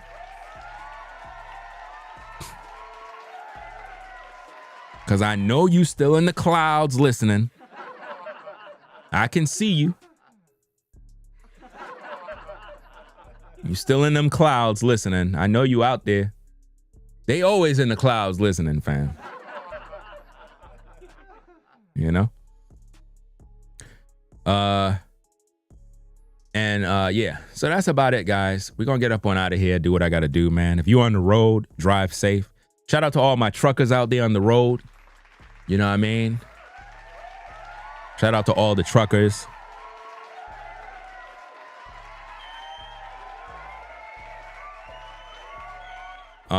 You said you live in North Carolina. I don't see any racism. I live in North Carolina too. Whatchamacallit? I've seen some racism. Like I've seen some racists in North Carolina. But that don't, even though I've seen and had some experiences, it didn't make me look at all white people as racist. I guess when you get older, I'm 48 years young, by the way. And the thing is, when you get older, you become more mature and you start to look at things a little different. Yes, there are racists. At the same time, blacks can be just as racist. And that's the part that I try to teach people, is that it's not a white black issue. It's just people. Some people are just evil, and that can come in white, black, Asian, whatever. Some people are just hateful people. They don't. And normally people that are like that are people that don't even like their own life.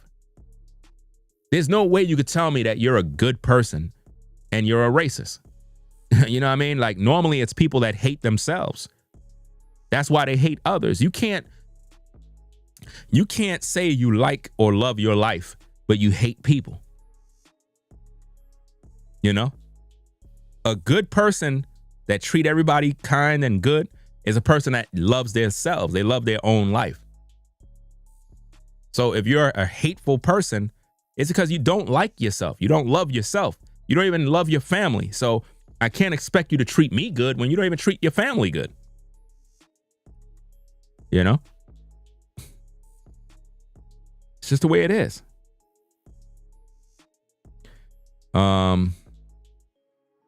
Yeah, shout out to all the truckers, man.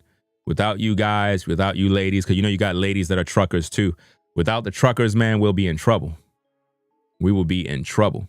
If all truckers went on strike, it'll shut down the whole system. It'll shut the whole system down.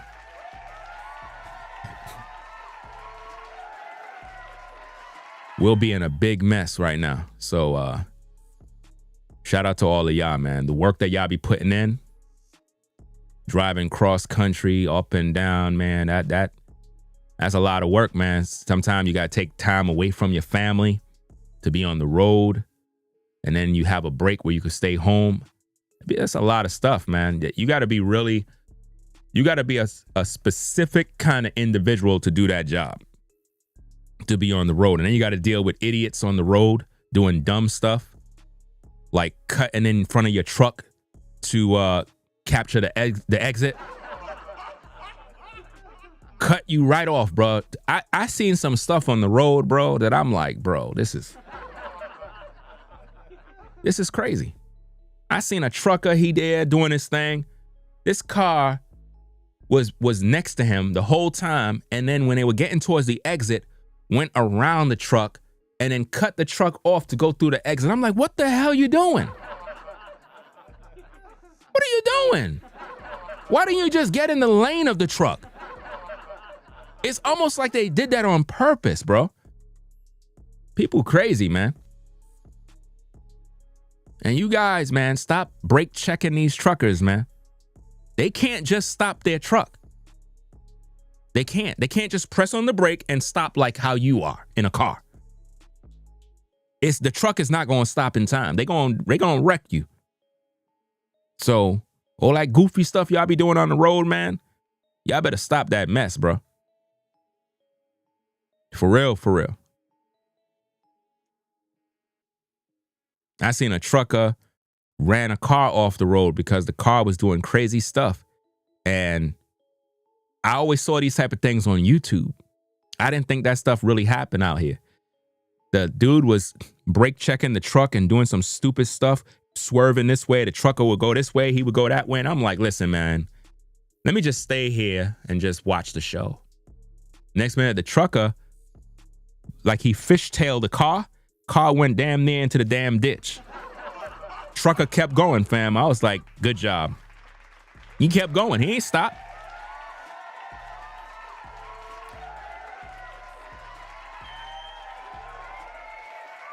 Yeah. I don't know if he's probably an independent trucker or whatever the case is, but he kept going. He didn't stop. You know how when you have a little accident, a fender bender, you're supposed to stop? He didn't stop. He just kept going. He didn't stop one bit. It's almost like he said payback is a B. You know? You ever see people in fancy sports cars crash up their cars, bro?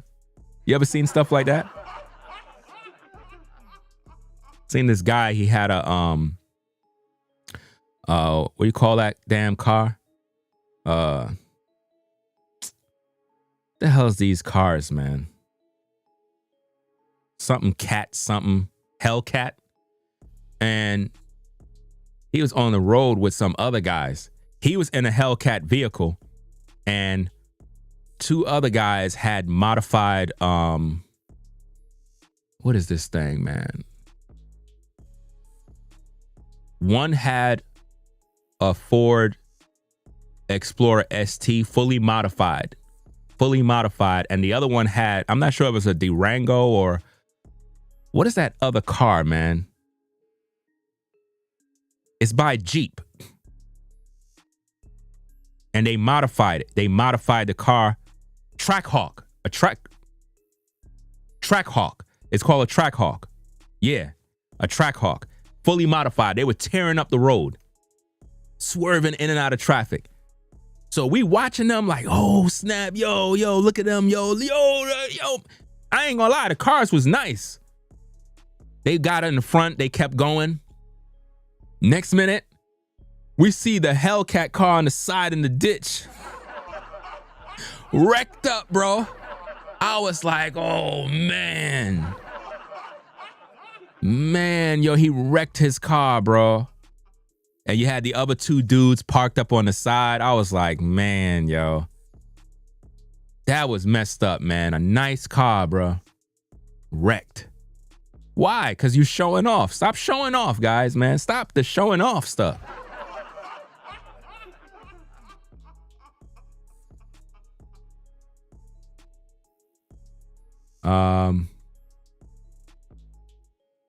It's a Trailhawk or Trackhawk. I don't know.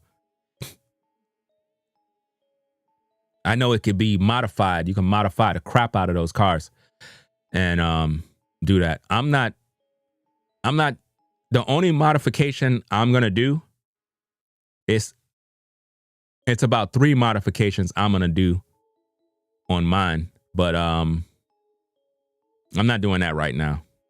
I'm not really thinking about that right now. That's later on down the road. It's a few things I want to do, but not to be in the street racing and acting the fool. Not all of that stuff. I don't do that.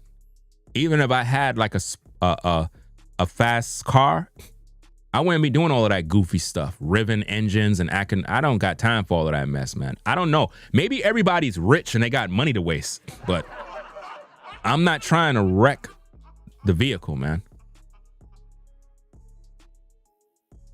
So it is a Trackhawk. I know it got to be, you know. I remember they had an event where you had nothing but Trackhawks, a bunch of them. And it's a whole community of that. There is a shortage of big truck drivers, 18-wheelers. There's a shortage. Maybe there's a shortage because a lot of these influencers keep talking about truckers getting killed in sundown towns. Because I'm tired of hearing those videos. These YouTubers, it's like you be having these fake truckers on YouTube, right? Guys that act like they're truckers, but they make videos all the time. If you're a real trucker and you're on the road, you don't got no time to be doing no damn YouTube video. So I'm looking at this thing as maybe they were former truckers or they work at a place that do repairs on trucks. And what they do is they sit in the vehicle trying to do YouTube videos. I don't be thinking these YouTubers are truckers, bro. A real trucker is on the road all the time. And when he's off the road, he's at home with his family, getting some rest. I don't think listen, is it possible to do videos while being a trucker? At the rest stop? But who's doing videos at the rest stop? You trying to rest and get something to eat and possibly get some head. I don't see how you a trucker, you ain't getting no head. I'm just saying, you know, if I'm on the road and I'm out there all damn night and for days upon days and I'm out, I gotta have some sort of shorty somewhere. You know what I'm saying? I'm at the rest stop. Hey, yo, babe, come through. You know, maybe you probably kicking it with another female trucker. Come on now. Come on. Hey, what route you on? Oh, I'm at the other route down the street. I'll be there in a minute. I'm telling you guys. Just like how you be at the 9 to 5 messing with them shorties at the job, you gonna tell me the trucking brothers don't got a shorty that drives a truck too? Ain't no telling what be going on at the rest stop. I never thought of it. Ain't no telling what be going on at the rest stop. They be having all them trucks parked up. You know it be going down, bro. You know it be going down. Now that I think about it, yeah, fam. Aw, man, yo, to say it ain't so. Say it ain't so. Come on now, dog. This is crazy. Come on, man. I hope I ain't messing nothing up. I hope I ain't messing nothing up for the truckers, man. Now I know what be going down. Cause I remember there was one time we was on the road and we went into the rest stop, but we went to the wrong one. We went into the rest stop for the trucks. And I'm looking around, I'm like, it's quiet. And all you see is trucks everywhere. I'm like, what the hell? I had to get out of there, bro. But I'm like, what is everybody doing in here? Because if I'm a trucker and I'm there, it gotta be a shorty in the truck with me. Because here's the thing, guys. Think about it, guys. If you in a truck alone and you there for days and hours, bro, like, what do? So you gotta have a shorty that you call up, bro. I hope I ain't messing up nobody's marriage. But I'm just saying, you know, can't do that, bro. You probably have some truckers on the road right now laughing like crazy, bro, while they driving, bro. Like, he ain't lying, bro. But yeah, man, I'm gonna get up on out of here, man.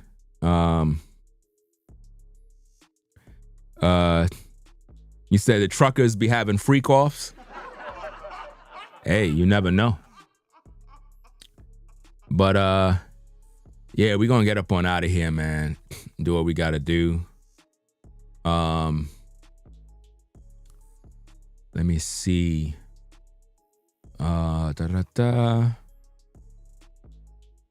Okay, so that's about it, guys. I'm gonna get up on out of here. Go take care of some business and whatnot. Hopefully it's not raining outside. It was just raining. It was raining earlier. It was raining earlier. Let me check the cameras. Go check my system. Oh, it dried up. Dried up, so I can head on back out, do some more work on the yard. Kind of preparing the yard for fall season. Any of you guys that are into lawn care, now is the time to hit the yard and start getting down them pre-emergence. Start doing what you got to do to prepare the yard for September. If you're going to be doing any overseeding, renovations, reseeding, now is the time to get started. Because if you put down your pre-emergence, you're going to need about a good 3 to 4 weeks for it to do its job before you can put down any seeds. You don't want to start in September, because if you start anything in September, you're going to have to wait until October to seed.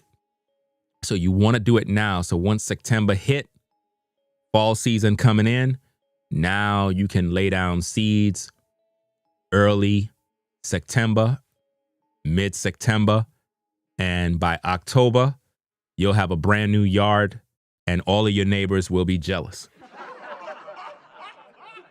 You know what I mean? So I'm going to be doing yard content. I didn't buy the mower, guys. I didn't buy it. I didn't buy the mower because it's not really the mower that I want to get. Even though it's 50% off, it's a $2,300 mower, right? But it's not the mower I want, and it uses batteries. The thing is, I don't want to use battery. I have a mower that uses battery. It's a good mower. It could get me through, but it's small, which means it takes me longer to get the job done. But the mower that I actually want costs $3,000. It's a gas-powered motor mower, and it have swivel wheels, which it's similar to like a 0-turn mower, but it's a push mower, but it uses gas and it have swivel wheels would allow you to operate the mower. But that's about $3,000, like $3,500 to be exact. So I didn't feel like purchasing the mower that's on sale. The sale is over, but they still got the mower on sale for $1,200. It's like they trying to get rid of it. You ever see like products that go on sale and it's like the price is really good? You think about buying it, but it's like, why they put it for 50% off? They trying to get rid of it, which mean it could be something wrong with it. It could be a defect. It could be it's not working properly. And then you end up spending your money, even though you got half price, you end up getting pissed off because it's like, it's not working properly, you know? So I didn't buy it. They still have it for sale, but I didn't buy it. I didn't buy it because it's not the mower. The show is pretty much over, guys. So if you want to leave, you could leave. I'm just kind of just talking right now, rambling on. You know what I'm saying? I normally do that from time to time. But right now I'm just kind of just chopping it up with you guys, just talking my talk. But let me see if they still got it. I'm still thinking about it, man, because it's like I really wanted to use it for content creation because it's a bigger mower. I wanted to use it for content creation. I could use the one that I got. It's not a bad mower. It's just that it'll take longer for me to do the job. It'll take longer for me to do the job. That's the only downside. You know? Let me see if they still have it. I want to see if they still got it for sale. All the others that they had, they put the price up. Let me see. $2,300. That's crazy. Like, something gotta be wrong, man. Something gotta be wrong with this mower, bro. If they still have it on sale, then something's wrong. They still got the mower on sale. Something wrong, bro. Let me do this. Let me do a split screen. And I'm going to show you guys what's going on. And I want you to be the judge. I want you to be the judge of what's going on, guys. Let me do that, right? Because some of you guys, some of you ladies, you probably are smart enough to understand what I'm dealing with. Because I know I'm not the only one who use my brain. A lot of people don't use their brain. But something is fishy about this sale. And I want to know from you folks. Now, let me set all of this up. So pretty much I'm taking you guys to the store so that you can all see what I see and see if I'm making the right decision. Because I believe I'm making the right decision. Or maybe I'm just bugging out. Right? Hold on.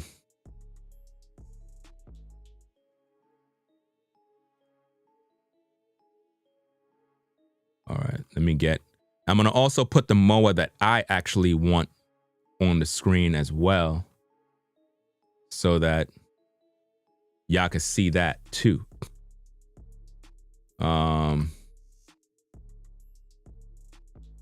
Where the hell is it? Oh, snap. They got a 21-inch commercial mower too? I ain't see that one.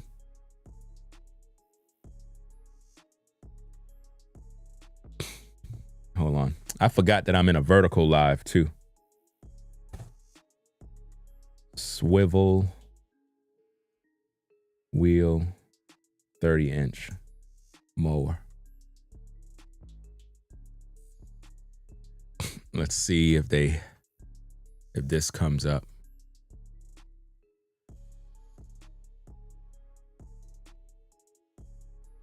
Why is it so difficult to find this mower? Every time I come to this website, it's always the same thing.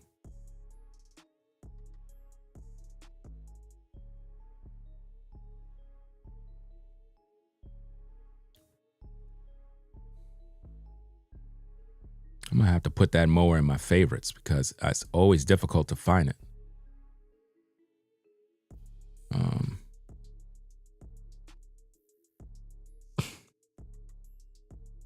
Unless they don't have it on the main website. Because if I go look for it elsewhere, I'll be able to find it. But for some reason, searching it on the website takes forever, man. Let me just search for it via the internet. That's the only way I'm able to find it.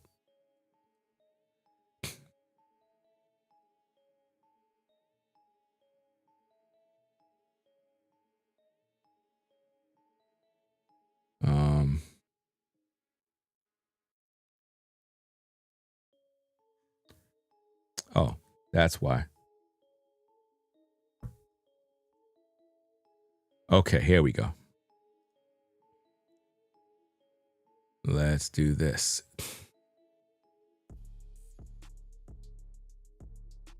So that's the Toro.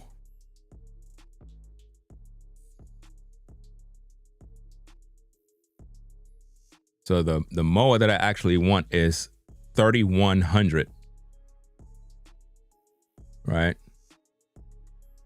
It's called the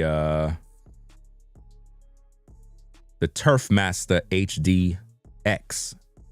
Turfmaster HDX. Right? So now let me put these images up so you can see this, because I know I'm not the only one that's bugging out. Because I don't like getting played. Right? So now if you look at this,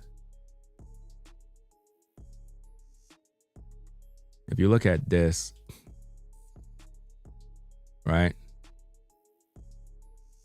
You have the mower on the left without the battery, without any batteries, is $18.99. With batteries, with 3 batteries, is $11.49. But if you notice, it's 2 different model numbers. One model number is 21491T. The other model is 21493. So that means it got to be an issue with this one. Because why would it be the same mower and the one without batteries is literally $1,900? That don't even make sense. That don't make no sense. You know? Yeah, they trying to be sneaky. It's almost like they probably did a little upgrade, like an update on the other model on the left. Probably there's an update. And because when it was a sale, now watch this, guys. When they had the 50% off sale, the mower that's on the left was half price. Now that the sale is over, they put the price back up. But the one that's on the left is still on sale. That means they're trying to get rid of it. You know? It comes with one 10 amp hour, one 5 amp hour, and one 2.5 amp hour. But now check this out. Let me do this. Watch this, guys. Check this out. This is, now watch this. This is how you know something's wrong. Because look, the same mower here is the same model here.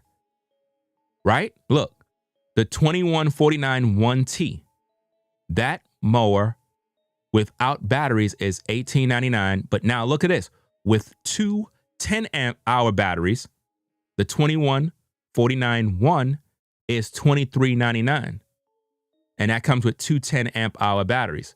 So now, why would this one come with 2 10 amp hour batteries and it's $23.99. But yet the one over here come with 3 batteries and it's $11.49. Something's wrong with that mower. Well, the batteries are different because one come with 2 10 amp hour batteries, but the one that's on the right come with 1 10 amp hour battery. The only difference is the mower is 2 different models.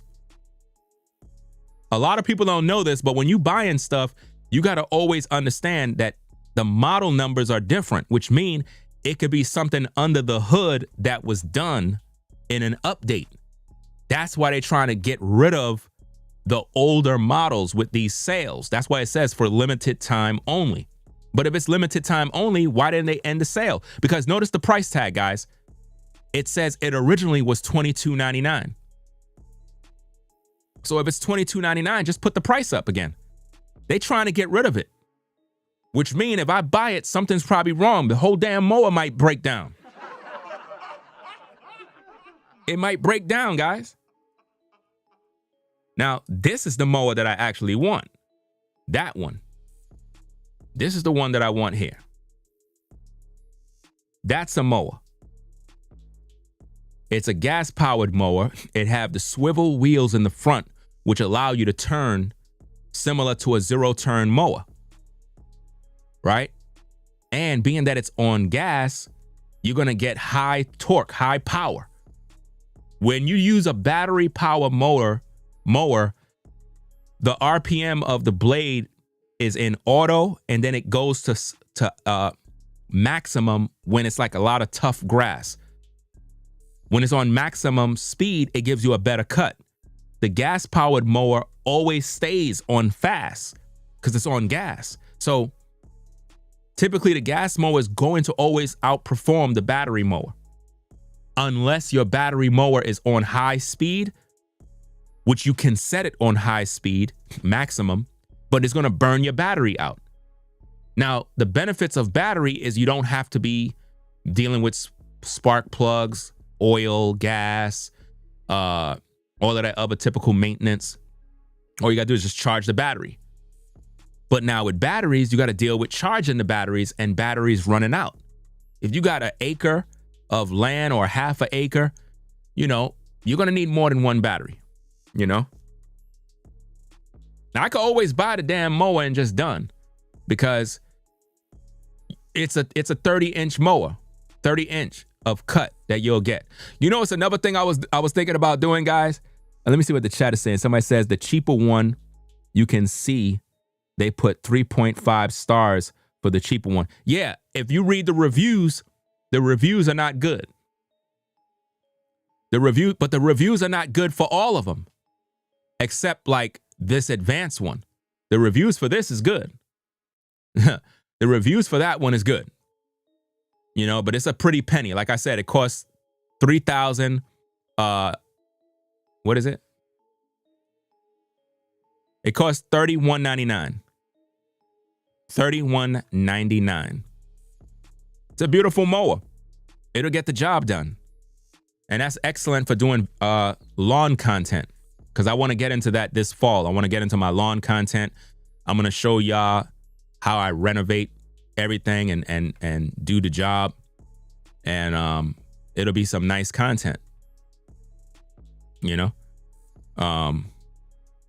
Yeah, but something ain't right with this, man. Something ain't right, guys. Something definitely is not right. I just can't. I don't know.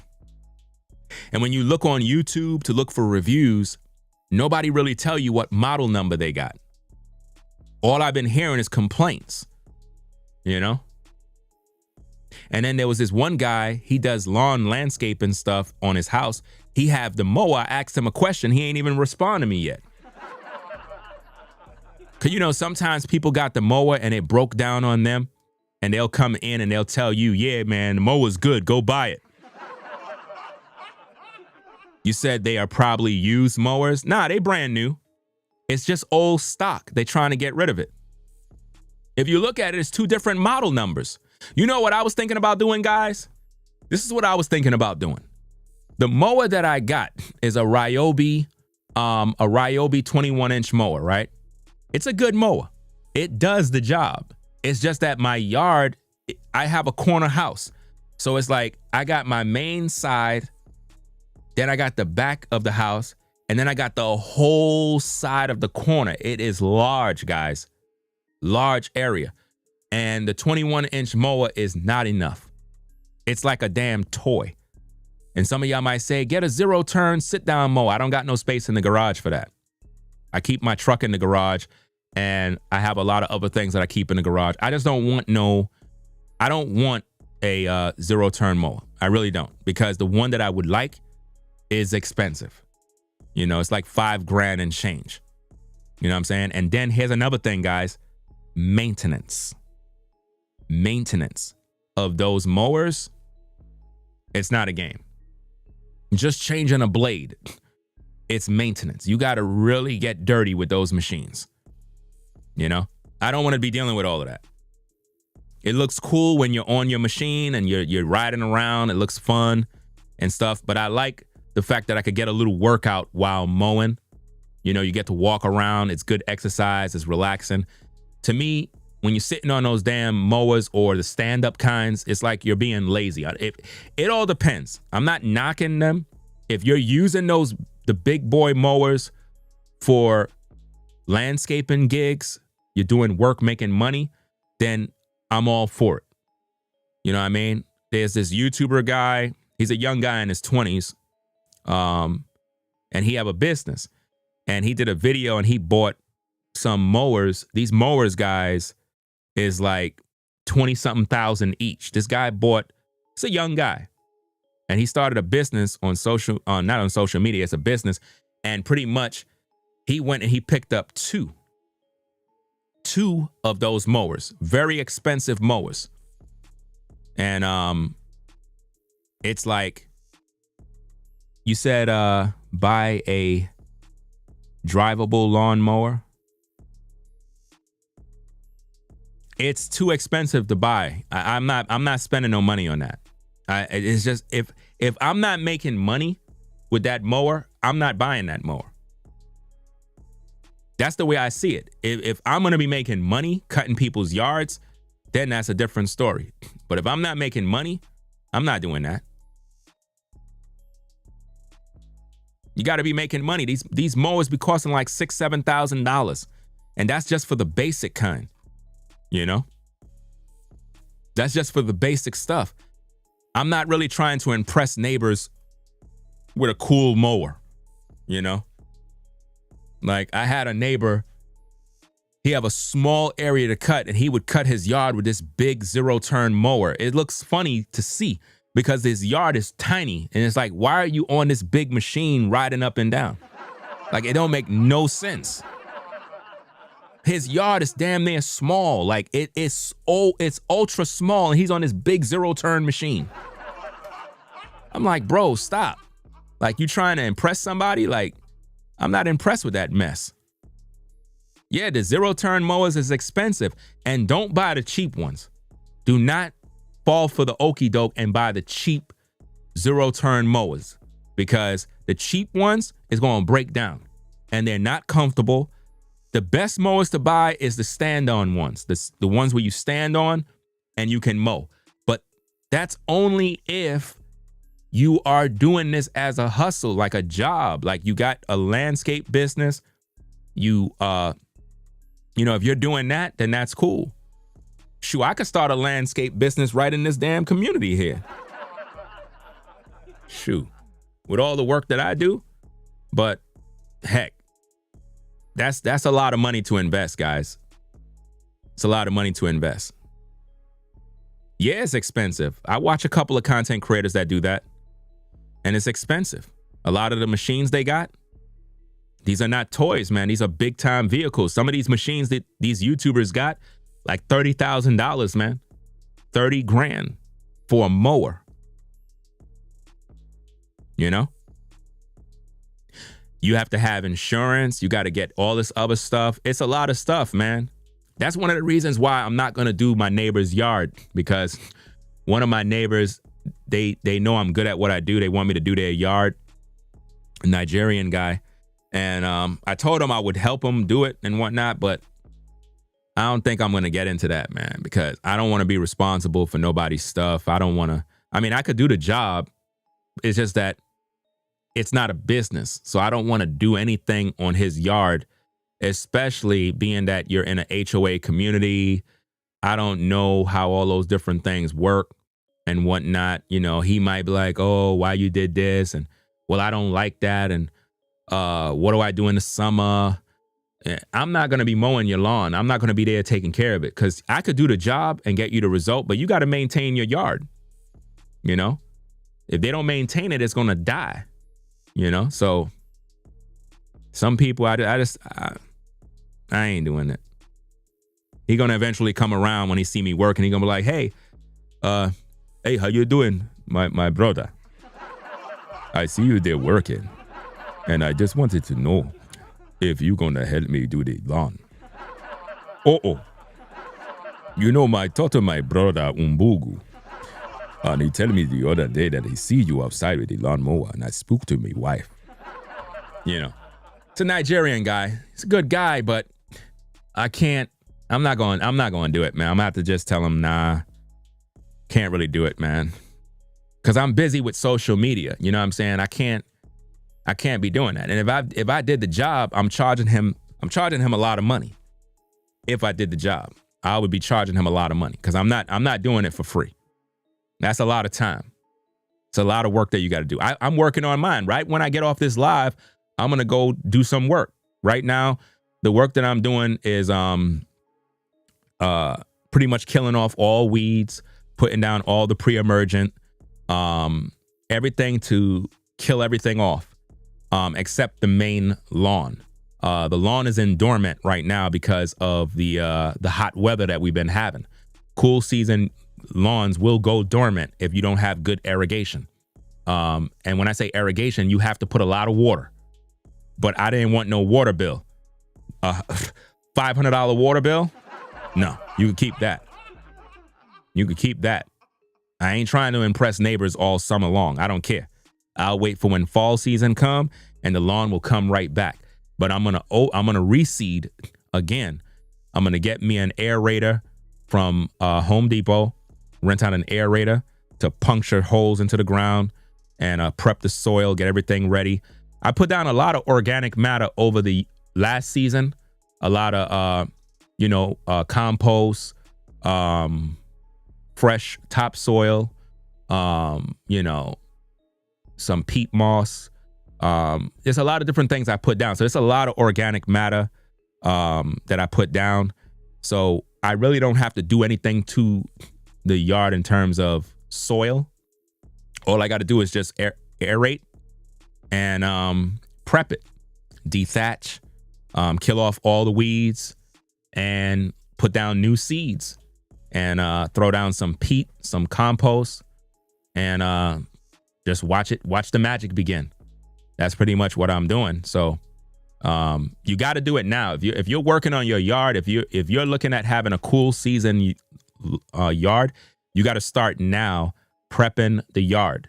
You got to prep the yard now in August. Prep it. Put down all your pre-emergents. Start to kill everything off. Prep everything off. And then late August, coming into September, you start to aerate. I already scalped the yard because there's a lot of debris when you scalp the yard. So I did it every other day, bring it down from 4 inches down to 3, then to 2, then to 1. And I had to bag up everything to get it removed. It was a lot of debris. How you keep your grass, How you keep your grass green in the winter? It depends on the lawn type.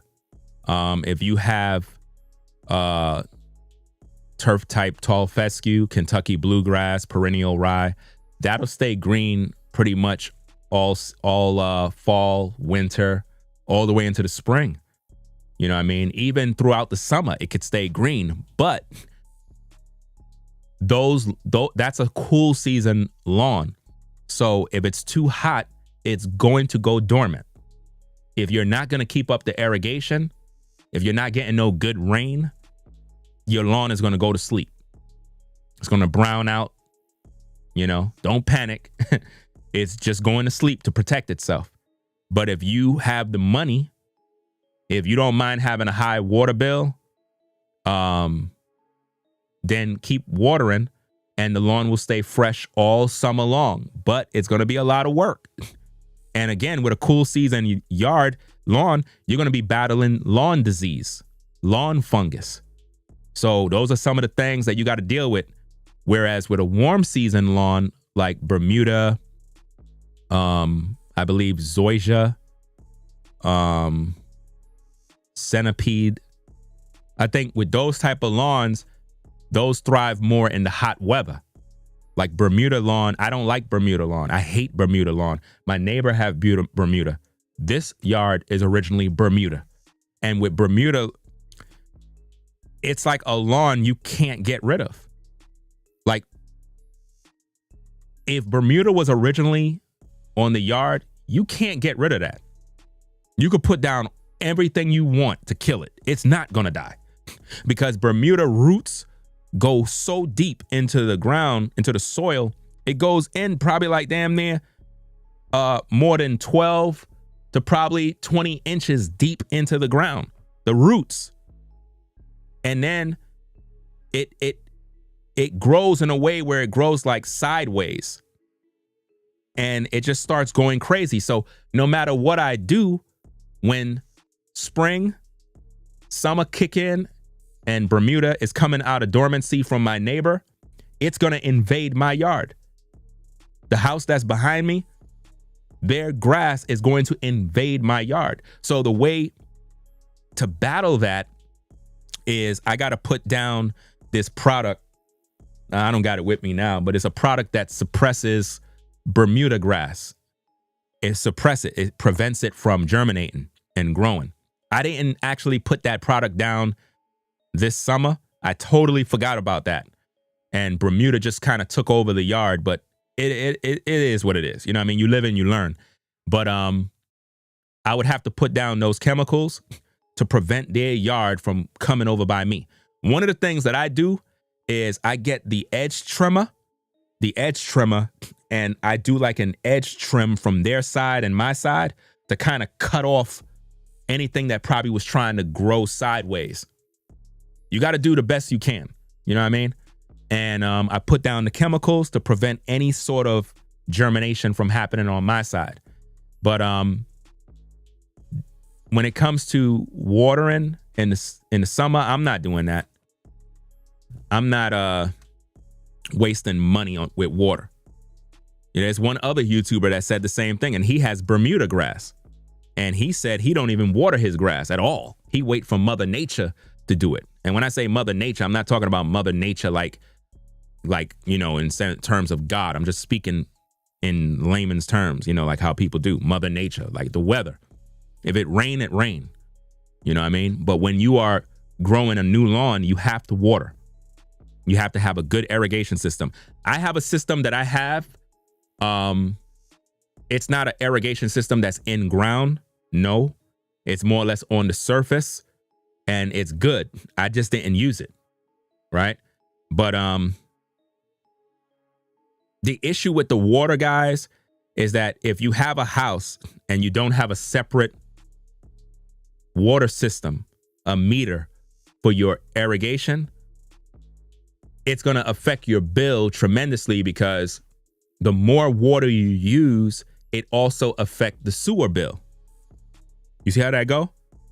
I was talking to one of my neighbors and he was pretty much putting me on to that. I didn't even understand that. You know what I mean? I didn't understand that. I ain't going to act like I know everything. But he was putting me on to one of his friends or somebody that he know. And he was like, yeah, you know, if you are using the water from your main supply, that also is a part of your sewer bill. Because obviously the water got to go somewhere. Right? So the more water you use, the more it affects your sewer bill too. So what he was recommending is you would have to have a separate line with a meter for water, for irrigation only. That way, When you get billed from the water company, it's a separate bill specifically for watering your lawn. That to me is a good idea. I didn't even know that. So I guess that's how a lot of people have it set up. I don't know anybody that actually have that set up, but it makes sense. Yeah, some people have their let me see, you said, yeah, some people have their sprinklers on all day to keep their lawn up. I know that water bill is high. Yeah, it is. It's very high.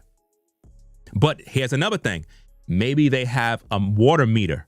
Maybe they have a separate irrigation system with water that's coming in from the city, from the well, which is separate. If it has a water meter, the bill is going to be separate from the sewer bill. So it's not going to be as high as you think. But you're not supposed to water your lawn all day. Not all day. You don't want to overwater your lawn and you drown it. You're going to end up getting disease, lawn disease. All of these particular things I learned last season. I suffered with lawn disease. I had lawn disease where it contaminated the lawn. And I was just having some problems because I was watering at nighttime. You're not supposed to water your lawn at nighttime. The time to water your lawn early in the morning. 5 a.m., 6 a.m., best time to water. You put on your sprinkler system, you let it do its job. And the water pressure at this house is not great. You know what I'm saying? It's not as great as I thought it would be. And that's pretty much like that with everybody's house out here. Some places, the water pressure is very strong, which means you can have on your sprinkler system at the same time all around the whole house going wild. So with me, what I got to do is I got to section off the house. Like I bought these timers. I bought 2 of them. You can use it with an app and it have like 4 different connections. So in total, I got about 8. And what I did is I'm running hoses throughout the perimeter of where the house is, on the sides of the house, all over. All of that stuff I'm going to show on video when I do my content. And what you do is you program it to water this section of the yard, then that section and that section, so that the water pressure don't go low. If you try to put it all on at the same time, it's going to be, nothing's going to be coming out of the system. It's going to be dry. So I got to have on about 3 different water sprinklers at one time, only 3. So it's kind of complicated to explain. When I do it on video, you'll be able to understand. But the way I'm going to set it up is going to be very, very nice. So that if you don't have an in-ground system, you can put it on the surface. Somebody had put me on at Lowe's, this white guy. He was like, hey, you want to get this product. Matter of fact, let me see if I can show it to you. Because this is what I got. I'm going to show it to you now. Let me go find it.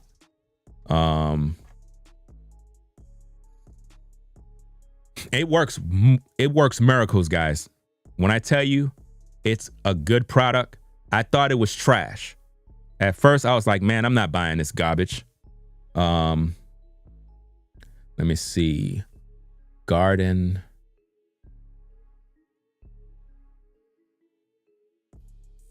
sprinkler. Let me see. Okay, guys. This right here. Let me get the screenshot. If there's anything I could recommend that is a game changer, is this particular product right here. Let me put it on the screen. Oh, I still got my mower up there. Let me take that down.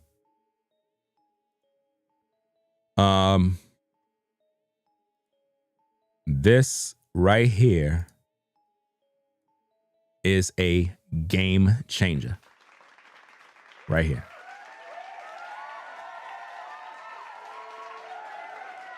This right here. I bought approximately probably seven of these systems here, right? 7 of those I bought. And the way I'm going to have it, the way I had it originally connected was excellent. But I didn't set it up so it could be on. I set it up so I can get like the measurements to know how I'm going to have it set up. And the way I have it set, it's going to be all on the ground, on the lawn area, where I could be mowing and the mower would just mow right over it, because it's not like the mower is going that low. So it's hidden, but it's all at the perimeters and the side areas of the house. So you're not even going to touch it. It's so well put together. But this system here, guys, is excellent. It's excellent, guys. But I only recommend you have on one at a time. In other words, if you have these three, let three come on at a time, depending on how large your area is, because depending on the water pressure in your house, it will determine the performance. If you got great water pressure, then you can have on way more than me. I can only have on 3 of these at one given time, and it'll work at peak performance. But it will water your lawn in that particular area so well. It's like it puts a mist of water, and it does a great job. And this white guy put me on, a guy that work at Lowe's. He was like, get this. Now, I got the other kinds too, the ones that, turn and shoot like all that, those other kinds. I got those too. I'm going to have those on the yard as well. Like, for example, where is it? This one here. I got 2 of these, and 2 of this kind. Hold on. When you see me go like this, I'm trying to screen capture these devices, right?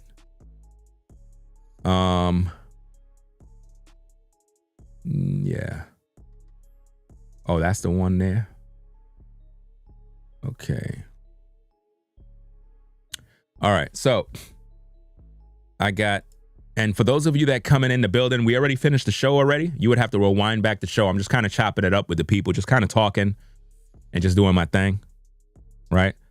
I also have these, like these kind right here. I got I think I got about 3 of those that will be in my system, my system that I'm setting up. And I got about 2 of these, right? 2 of these kinds right here, right? Now, the way I'm going to have these is going to be in specific areas that are it's perfect the way I had it set. Meaning when you mowing your lawn, it won't bother the device. The device is hidden in a corner and is able to reach different parts of your lawn. And it's just perfect, because the way I have this thing set up.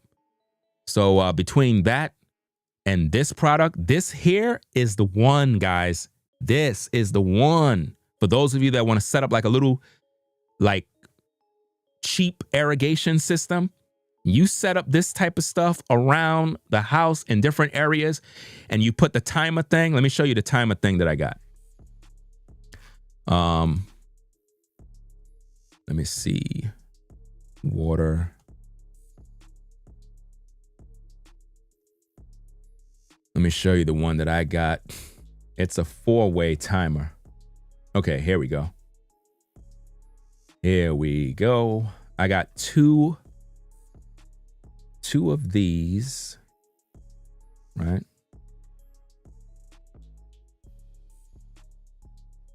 Let me see.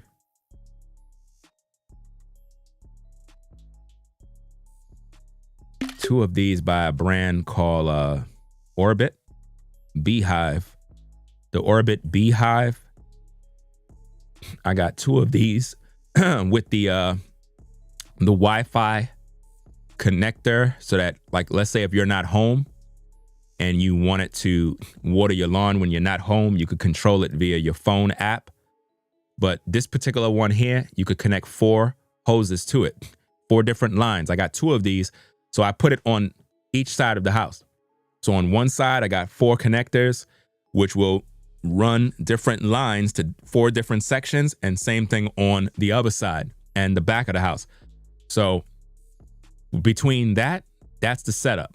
So you pretty much set all of that stuff up, keep it on mode, keep your water on. Now, when it's wintertime, guys, I recommend taking that off, right? Taking it off. unscrew it from your house, turn off the water, because you don't want it to freeze. Because remember, the water is in the on position. So you don't want it to freeze or have any sort of issues, right? Or you could just cover it with something that prevent the elements from damaging it. But yeah, so this right here is what I have to connect those lines. I got some other cables from Amazon, and pretty much you set up a nice irrigation system at home. Ain't nothing like the in-ground stuff. I mean, if you got money like that, then do that. I'm not rich yet like that. You know what I'm saying? I don't got it like that. You know what I mean? But yeah, that'll do. And they got many different timers you could use. That's not the only one. Get what works for you, and you'll be good to go. But that's what I pretty much have there. And there's some other things that I have. Like I said, all of these different things you're going to see me talk about in videos and whatnot. And I'll show you how to set it up and do whatever you got to do. Damn, we only got 191 people. Everybody done left. Like, man, what the hell you talking about, man? I came here to hear about Trump and Diddy. I already talked about it, guys. Come on, man. We got to be respectful. We got to be cool, guys. We just chopping it up, man. We just chopping it up, just talking about some lawn care. I don't know. Maybe that's not your cup of tea. You know? We're just chopping it up. You know, some of y'all probably never did this stuff before. It's a good time to learn. You know? But yeah, guys, when it comes to that mower, man, like I said, that's pretty much the mower that I want to get. I don't mind getting that one, but it's way up there in price. You know what I mean? It's way up there in price. It's about $3,300 for that right there. I don't know. If I had that, I'll just get it, but I don't got it like that. Y'all be thinking content creators are rich. I don't got it like that. Let me be the first to tell you. I do not got it like that. But this one, where is it? Yeah. I don't know. Do you think I should get the mower, guys? For $11.49, you think I should get that? What do you think? Or should I just pass? Because, you know, like sometimes your spirit telling you don't get it. Your spirit saying, don't do it. You end up getting it. The lawnmower break down the same week. I mean, I don't think it's going to break down. You know? Somebody said, I thought you were rich. See, that's the thing about social media. Y'all be thinking that's probably why you don't support the show. Imagine that. People thinking I'm rich. Really? That's crazy, man. People, I don't know, bro. So you think that everybody that you see doing videos is rich? Fam, I don't get no views. I don't know what y'all talking about rich. I don't get views. Like these other content creators that get hundreds of thousands of views, they're rich. They're the ones that's getting the big checks. Rich people don't set up GoFundMes. Rich people, guys, listen. Rich people don't set up GoFundMes to get support. I tell people support the shows all the time. Nobody don't support nothing. I guess I know now because they think I'm rich. That's crazy, man. I mean, I do my thing. I do my content. But at the end of the day, you know, I struggle like everybody else, man. I'm trying to survive like everybody else. Doing my thing, you know? When I get rich, you'll know. When I'm a multi-millionaire, you'll know. Right now, I'm working towards the goals, man. Just like y'all working towards y'all goals, I'm working towards my goals. I'm not fake like everybody else. Everybody on, listen, I told you social media is fake. Didn't I tell you that? Everybody on social media be acting like they living it up. I save money and I make good money decisions. You know what I mean? I bought my first car, guys, at 47. My first car at 47. Some of y'all bought your first car in your 20s. If I was rich, Why would I buy my first car at 47?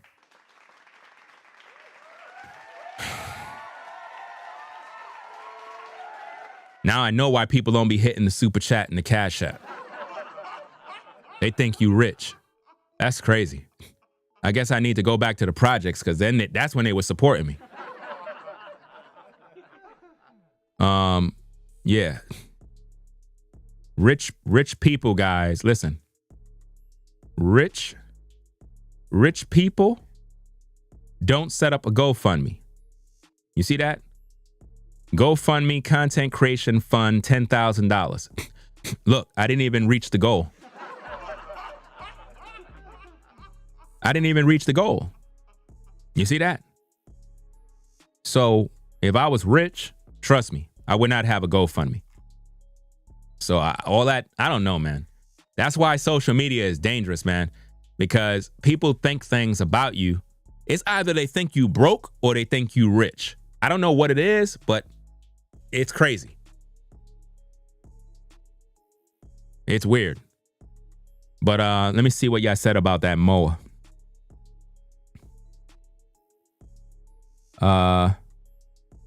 You said follow your first mind? Pass, right? Yeah. You right. I'm gonna pass, man. I'm gonna definitely pass on that mower because I feel that if I buy it, I'm gonna be disappointed. Because like I said, the mower that I got, it works. It does the job. It takes a little longer, but I enjoy the workout. But it does a heck of a job. Now, guys, this is what I was planning on doing. Call me crazy if you want, but I think it might be a good move. Now watch this. Hear me out now. Don't be too quick to laugh. Don't be too quick to laugh. Now let me show you the mower first and foremost, right? Let me show you the mower that I got, right? Let me show you the mower that I got. Home Depot, Ryobi. Now Ryobi sells a 30-inch mower. I know that mower is good, but they want $2,000 for that. They crazy. I would love to get that mower, but it's $2,000. I don't got $2,000 to spend on no damn mower right now. I mean, unless one of you rich folks that watch my show want to support a brother's endeavors, that would be great. You know? Holla at your boy. But I just can't do that. Right? Yeah, so that's why I like myself, man. I just keep it real with people, bro. I'm not fake, man. I don't like all that fake stuff. People be too damn fake, bro. Fake. I'm not fake. Keep it real with the people, man. That's why they relate to me. Because I keep everything real. All right, let me take this off the screen because we ain't getting that mower. I made up my mind. I'm not getting that. I want to show you the mower that I got. Right? Show you the mower I got. And I was thinking about doing something. Right? Okay. Now, with this mower, right, that I purchased, I got this mower for only $400, bro. Check it out. This mower here. This is the mower I got, right? And I got this mower for only $400. $400, no cap. It was at Home Depot. They had 4 of them in stock. I saw them every single day I would go to Home Depot. They were trying to get rid of them, and it was the last 4. Then it got down to 1 left, and we walked in the store, and I saw it, and it said $400. I was like, you know what? It's coming home with me. And I took that mower, and I replaced the old one that I have, and I gave it to one of my neighbors down the street, right? She probably not even using it, but it is what it is. Now, this is what I was thinking about doing, guys. I was thinking about, being that this mower works very good. This is a good mower. It comes with 2 batteries and a charger, which values $450, right? I was thinking about getting another one of these mowers, right? Let me do this. Let me change the screen. I was thinking about getting me another one of these mowers. Now watch my plan, guys. Don't laugh. I was thinking about, yeah, if it's not broken, why replace it? Yeah, keep that mower. You're right. I'm learning to live within my means. So I like make whatever I got work. You know what I'm saying? You got some people that kept a mower for years and they never replaced it. But now this is what I was thinking about doing. Being that this mower works so well, I was thinking about buying the same mower. The same exact mower and modify it where I can modify the two mowers together. Don't laugh. Creating a 42-inch mower, which is giving me the job, the work horsepower of a 40-inch mower by connecting two of these mowers together. Somebody say, what do you mean connect them together? Well, first of all, they can be power driven, meaning you can hold down the button and the machines pretty much roll by itself. You know what I mean? It's self-propelled walk behind mowers, right? The way you connect them is, you see how it have the wheels at the wheelbase? You would do a mod that connects the two of them together, where the handle part is that you push. You would modify it. You could even do some what's that damn work called? Well, you can't do that with that because that's not a metal. That's more like some sort of plastic type material. But there's a way I can connect the two together so that if I was to turn them on at the same time, you could literally push both of them and literally hold down the control and literally push both of the mowers at the same time. Connected, where it's connected, and literally you're able to get the job done on your yard in a second. That's just an idea. Yeah, they're electric mowers. Yeah, self-propel.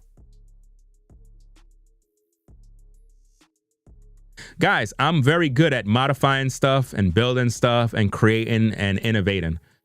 There's actually a YouTube video of a guy that literally did the very thing that I'm talking about, but not with this mower. He did it with a gas-powered mower. But what's so funny is I thought of the idea before I even looked at his video, but I wanted to see if I'm the only one that's pretty much crazy to do the same thing. And when I saw his video, I couldn't believe it. He actually did it. Let me see. Let me see if I can find it. Let me see. Connect two mowers together. He did a mod and you know, it came out pretty good. Let me check my history because I know I watched it. Oh, here we go. Here we go. Let me let this commercial pass. If you like the conversation, guys, be sure to hit the like button. We already finished the show about Diddy and Trump. We already talked about it already. I'm kind of in overtime mode right now. Yeah, so this guy, he did the very thing that I'm talking about.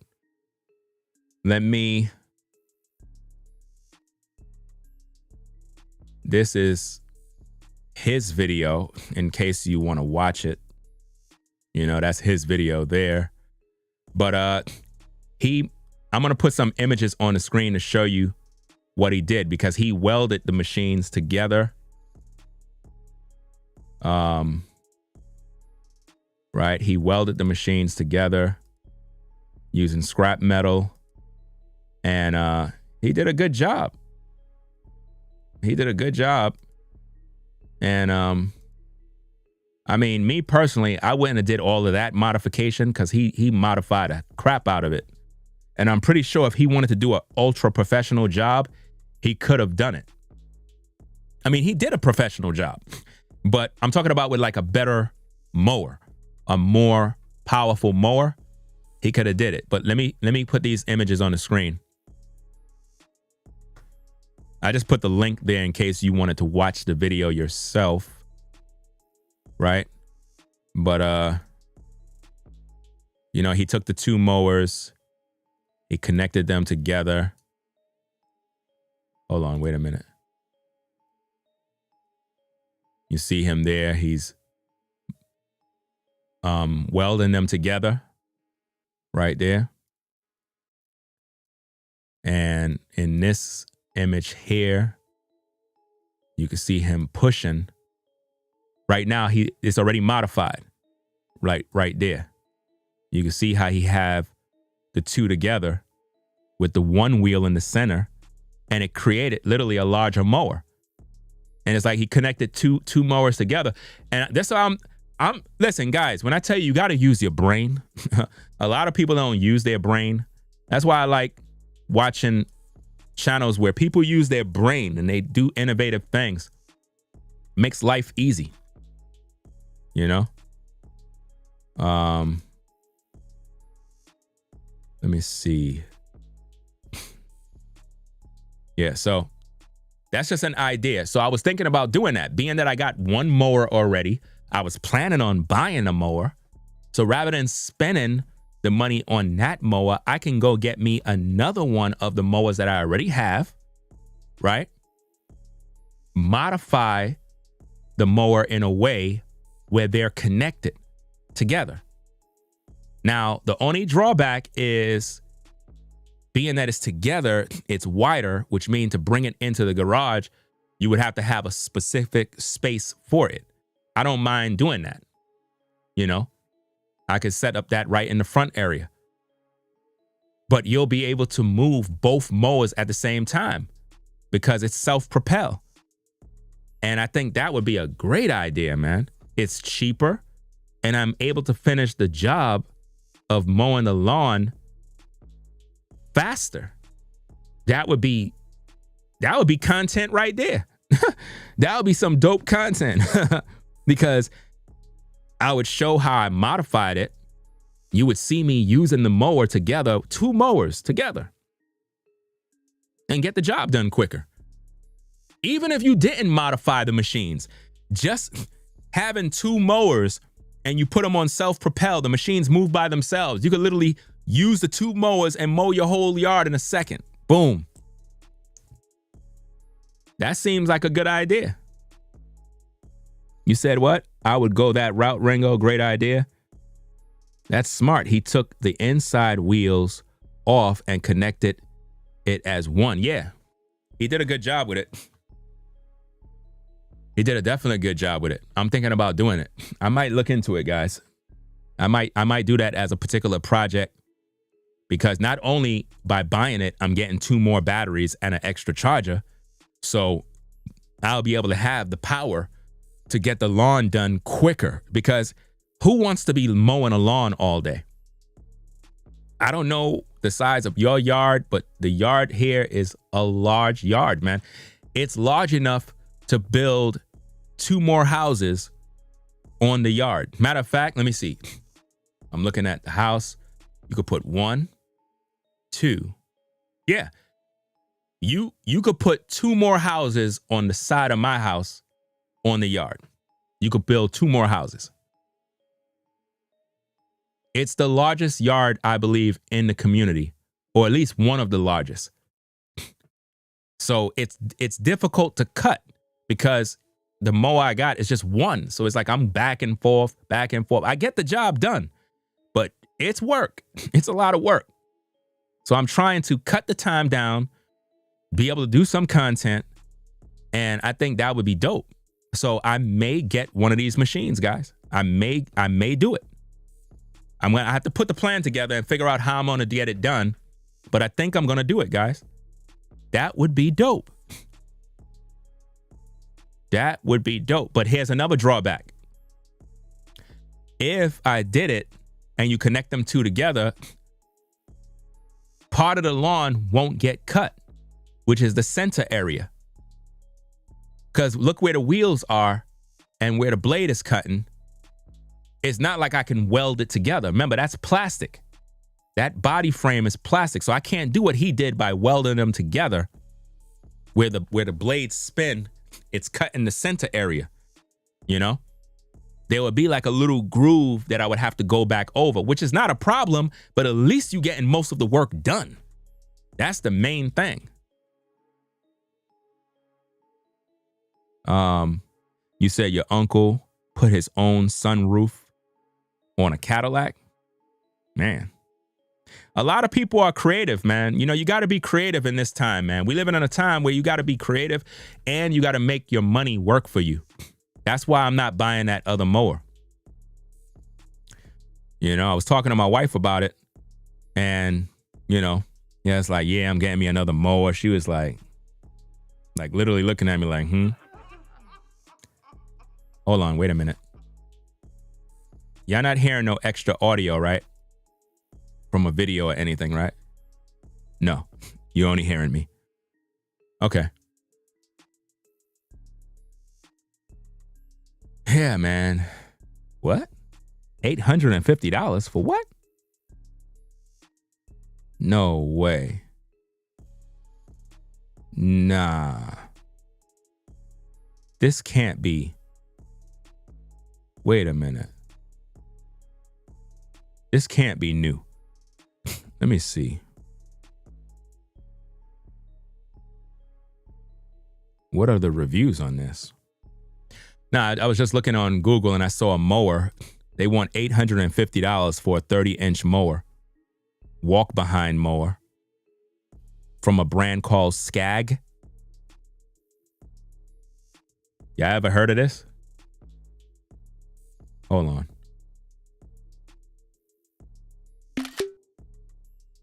This is probably a damn scam. It's probably a scam. Because a 30-inch mower for only $800. It's gas powered too. And it got the swivel wheels in the front, which allow you to turn. Listen, those machines be like 150 pounds in weight. 130 pounds. You don't want to be lugging that thing around, guys. You do not want to be lugging that around. This is the mower I was looking at here. They want $854, man. I never heard of that one, but I don't know. It looks like it's built good, but I don't know about the performance. It definitely got those wheels, those swivel wheels in the front. And you know what's so crazy? You could modify wheels on the other mower. So the $1,100 mower, if I was to get it, I could have modified wheels on the mower. Where the hell it go? Where'd that thing go?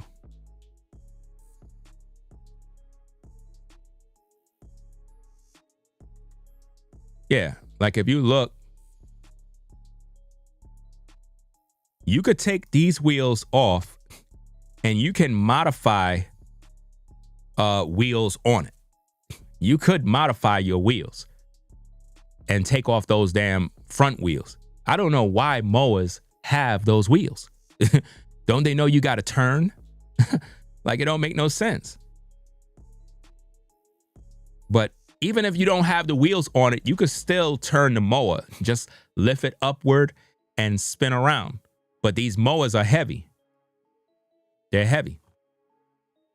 Anyway, guys, I'm probably boring everybody. Everybody probably left and everybody probably left like Ringo, man. What the heck is this, bro? I want to hear about Diddy, bro. I already talked about Diddy, guys. I talked about Diddy and Trump already. I was just chopping it up with the people, man.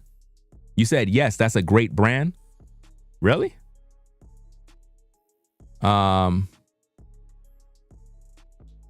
I rather walk the yard because it's a workout. I don't want a lawnmower that makes me lazy. Like most of the guys that I see on zero-turn mowers, they need to hit the gym. I'm trying to be respectful. You know what I mean? Most of the guys that I see that have zero turn mowers need to hit the gym. These guys are not in shape at all. And they look sad on the mower. It's like you just look at them and they be like that.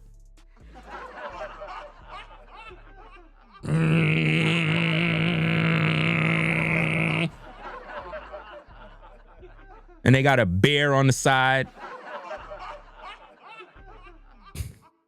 You know, you said you wouldn't pardon Diddy. Wait, you said it's good news. I wouldn't pardon Diddy either. Well, you know, it is what it is. I mean, that's your opinion. You're entitled to your opinion. I would have hoped that he would have got pardoned. But Trump said no because Diddy disrespected him in the video clip. Yeah, I know they have stand-up mowers, but I'm not interested in standing up. I'm interested in walking. Like I said, I want to be able to get my workout in while on the yard. When I'm working on the yard, I'm working out at the same time. All of that walking back and forth is actually good for you. People that sit on mowers and stand on mowers, they're lazy. The only time that's good is if you are a landscaper. If you're a landscaper and you do this as a business, then of course you want to be able to have the stand-on mowers. The stand-on mowers is actually better because you can see your side of view. You can see where you're going. You're able to maneuver the machine better. The zero-turn mowers are actually only good if you have about 2-3 acres and you're going back and forth. That would be better because you don't want to be standing up mowing large acres of land. You want to just sit down and relax. So a lot of people are buying mowers that they really don't need. You know what I mean? Technically, I could get a zero-turn mower for the yard that I have. It's large enough for it. But for me personally, it's too expensive. Two, it's going to make you lazy. And three, I don't want to deal with the maintenance side of it. It's a big, heavy-duty mower. I don't got time putting that thing, jacking it up, trying to change blades, injuring myself, spark plugs, engine failure. I don't got time. Got to buy parts, got to do that. Man, I don't got that kind of time. I don't got that kind of time. I just need me a mower to do the job so I could get back to making my videos. That's it. That's why I'm going to start to do content on the yard because I spend a lot of time on the yard. I could be making videos. Shoot, I could be doing topics while on the yard. While I'm mowing, I could be talking. You know what I'm saying? Like I could literally be mowing the yard, have my mic, my camera, and everything set up while mowing, and I'm getting content done. That'll be so damn dope. You know? So it is what it is, man.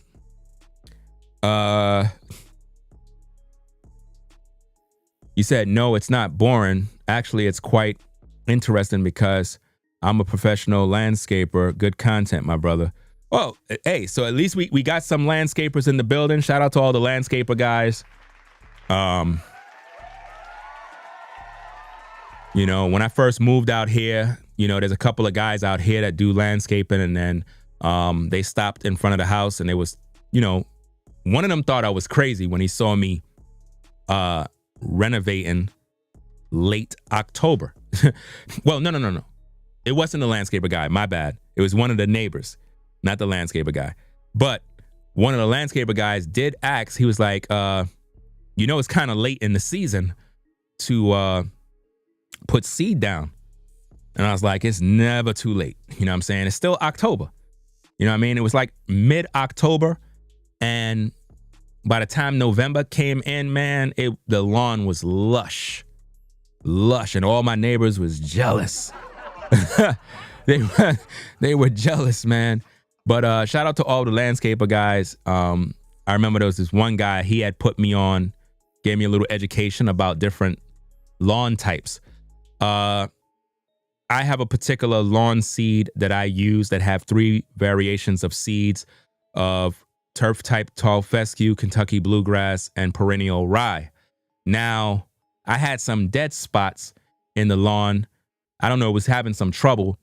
And I went to Home Depot, the big box stores, and I bought some annual ryegrass. Now, I didn't know about the different types, the difference between annual and perennial. I didn't understand. Now I do. But I had put that down to fill in those spots because it germinates.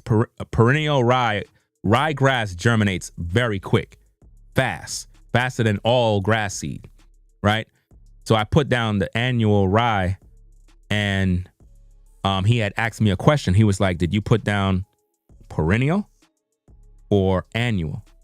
I was like, well, my main seeds that I use have perennial, but for the dead spots and stuff, I put down annual. He was like, you shouldn't have put down the annual, man. You shouldn't have put down that one. It's going to die off. It's going to die off, and you're going to have problems. I was like, oh, man, you serious? He was like, yeah. And I remember when I was putting down my pre-emergence to kill off the weeds, I didn't read the labels. Guys, always read the labels. Read the labels. I put down the pre-emergence all around the perimeter of the yard. It killed off all the lawn, man. Because the perimeter, I put down a lot of annual rye. Don't buy annual ryegrass unless you know that's what you want. You know what I mean? Don't buy annual. Use perennial ryegrass. But my yard have perennial, Kentucky blue, and tall fescue. So all season, fall, winter, spring, the lawn is ultra green, beautiful, lush. The only time it went dormant is this summer. It was too hot. And being that it's a cool season, it's going to go dormant because I'm not going to be wasting water with irrigating. You know, I'm not doing that. And I was speaking to one of the landscape guys, and he pretty much was telling me about, how's your irrigation? At first, I was wondering why he was asking me that question, but I realized what he was asking me. It's because he knew that the lawn was going to pretty much die out. He knew it was going to go dormant once it hit summer. And it got hot as heck out here in North Carolina, man. Hot. And all my neighbors have Bermuda. I don't like Bermuda grass. The only time Bermuda look good is when you have it cut at 1 inches. A lot of the neighbors don't know, or at least 1.5 inches is the highest it should be. If you try to let Bermuda grass grow 2-3 inches, no, it don't supposed to be that height. It looks so much better when it's low. It looks like a golf course. But ryegrass, perennial rye, look very nice when it's cut. You could stripe it. It looks very nice. But I'm more into turf type tall fescue, Kentucky blue, and perennial rye. Those 3 grasses works great for me. The only thing that I don't like dealing with is lawn fungus, lawn disease. But it was my fault last season because I didn't understand how to water the yard. I was just watering it like I'm crazy. I would water at night and it developed a fungus, and then the fungus spread, and it just was a mess. It was one big mess, guys. And, you live and you learn. Even a lot of landscape guys, they live and learn. You know what I mean? There's certain things they know that they didn't know in the beginning. And, it is what it is, man. But being that you have some landscape guys in the building, I was talking about lawnmowers, right? Earlier. I don't know if you guys were here, but I was talking about lawnmowers and whatnot. And I was showing the people this mower that I wanted to get, right? Not for landscaping, just for my yard. And the thing is, these are 2 different model lawnmowers, right? Looks the same, both electric. One, they have 50% off. I'm believing that the one that's 50% off, something's wrong with that mower and they're trying to get rid of it. It might look good for the price, but I think they're trying to get rid of it. Now, me personally, I would rather have this mower by Toro. This mower here. This is whatchamacallit, contractor commercial mower. This one. Even though I'm not using it for commercial use, it's more heavy duty. And it got those swivel wheels which give you that zero turn type mower effect, because this is heavy as hell. It's like 150 pounds. You know what I mean? It's gas powered, so you know you're going to get an excellent cut. It's just the build quality of this is well worth every dollar spent. It's about $3,300. Some might say, why would you want a push mower when you can get a stand-on mower? Too expensive. You know what I'm saying? If I'm not using it as a landscaper, doing it as a business, it makes no sense investing in that heavy-duty equipment. A landscaper guy, he would probably buy this until he's able to upgrade to a higher quality machine. Like I said, I seen a guy, he bought lawn mowers that cost like $30,000, guys. And this guy is in his early 20s. You know what I mean? He's making a heck of a lot of money from landscaping. And he made a YouTube video where you saw him. I remember I showed you guys his platform, and he bought these mowers, man. $30,000, man, for a mower, man. Let me see if I can find those mowers, man, the brand or whatever. I was like, I didn't even know mowers cost that much money. I didn't even know that. But like I said, if I'm not doing it as a business, I'm not spending no money on that. That's crazy. Oh, there you go. It's called Ferris Mowers. Let me show you the mowers, guys. Yep, this is the brand. Yep, Ferris. These particular mowers here is what the guy bought. These are high tech. Let me see. Let me go to the mowers products. Okay. Is it the brand? I think it's the brand. I think this is the brand. Zero turn or stand on. He bought the stand on kind. Yeah, this is the company.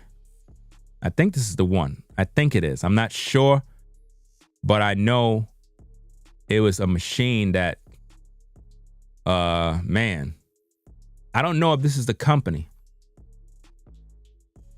I would have to check my YouTube history. That was so long ago, I don't even feel like checking it. But I think it was a brand called Ferris. Very high-end machines, man. And the kid bought two of the machines, guys. I'm talking about beast machines. Let me show you one image of this.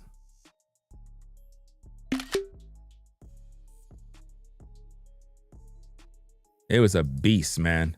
I'm like, damn. I don't know the prices on these things, but I know they're expensive as hell, man. But that's only if you're doing this as a business. If you're not doing this as a business, man, it don't even make no sense. So a landscape person would probably get something like this, you know, after he upgrade. You know what I mean? After he start making that real bag, then he'll do that. But if you're a homeowner, why in the world would you buy this? I ain't buying that mess if I'm not making no money. You know? I wonder if I can find the video. I don't know if I'll be able to find that video now. I mean, I still got time because I'm just hanging out. Because I would like to know the exact brand that the kid bought. Because he went up in the store and purchased the mower, man. Oh, I could search my watch history too? Oh, wait a minute. I could search my watch history. Let me just type in mower. I didn't know you could do that. I just learned something, guys. I just learned something today that you could literally search your watch history. That's wild. So let me find the mower that the kid bought. All right. Mower. Wow, it took me all the way back to March. That's wow.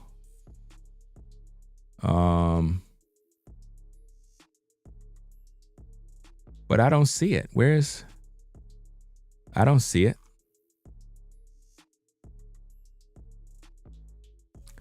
I don't see it. Am I in the but it's only showing me short videos. Where the video section? Okay, let me try again. Mower in the video section. Let's see if it works this time. All right. Still not showing me nothing. Maybe his title didn't have mower. How about purchase? Purchase. Maybe that's in the video title. Okay, let's see. Purchase. Nope. I still don't see it. Because I would have liked to show you the... Maybe landscape. Let's try landscape. Landscape business. Maybe it'll come up.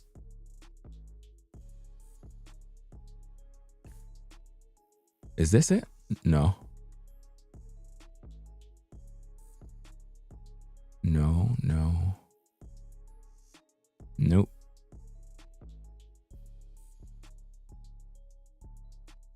This brother, I watch his videos. Let me. Is this the guy? No, that's not it. Hold up. This the kid? Hold up. Wait. Let me see. Let me see if this is it. No, that's not him. Yeah, I watch a ton of landscape videos. I watch this guy, his videos. I watch his. Let me see. Let me see what machine he's using. Oh, he's using a Ferris too. I watch his videos. I'm subscribed to his channel. I watch his content. Let me put it on the screen.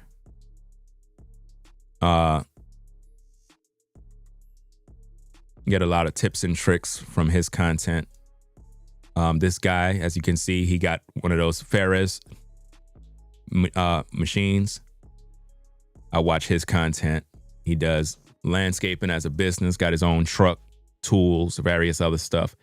See, if you're doing it as a business, then yeah, then it's worth investing in that. You could even get a damn bank loan, you know what I'm saying, to start your business.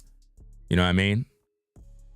You got good credit, you get a bank loan, man, and you can purchase all your tools and get a truck and get it popping, you know? Such and such and such. Yeah, that's pretty much cool. Why is this person promoting a demon on my platform? Let me put you on the block list. You coming over here to tell me somebody is live? You just earn yourself a place on the block list. Like, what are you telling me for? You're a damn monitoring spirit and a demon. We over here talking about regular stuff. You here to tell me somebody's on live. What kind of sick person are you? Oh, you say you see those guys riding around those mowers? Riding around, yeah. I'm trying to find the mower, man, that the kid used, man. But I don't know what's going on with YouTube. It's not. I want to find the video because the dude, I put his channel on one of my lives, and I can't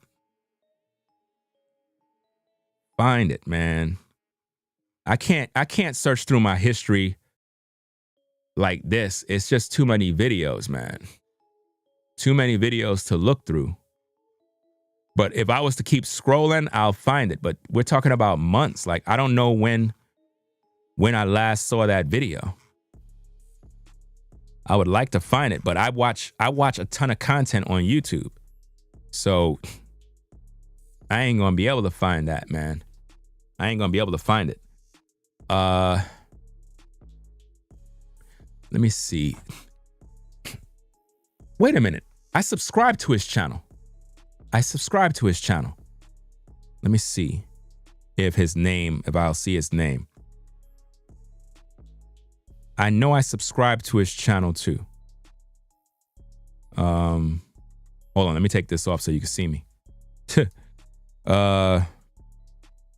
Now, I'm looking through these usernames to see, because I know I subscribe to his channel. Normally, lawn people have a name that goes with their business.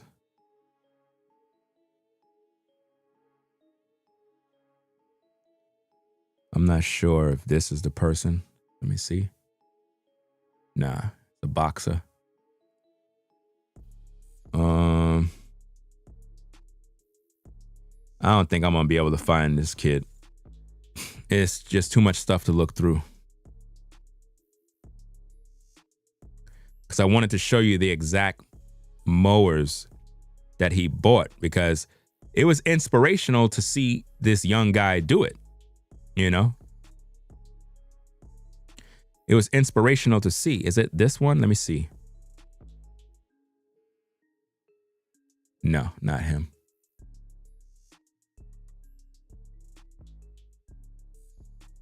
Smart test.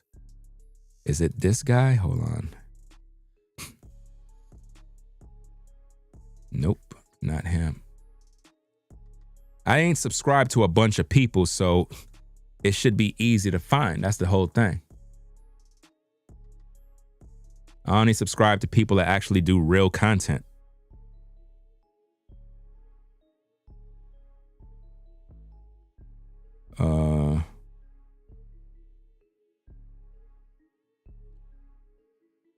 Is it this? No.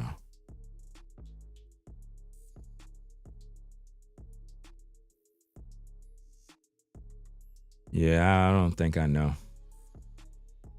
I don't think we'll be able to find it. Ain't gonna be able to find it.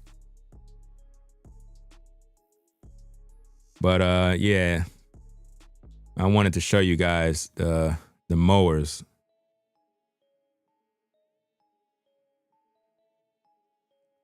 It's so funny. If I get off the live, that's when I'm gonna end up finding it. When I get off the live, that's when it'll pop up. And I'll be like, you see this damn computer, bro? It's crazy, man. Yeah, I know I had subscribed to his channel, but yeah, I can't find it. Can't find it.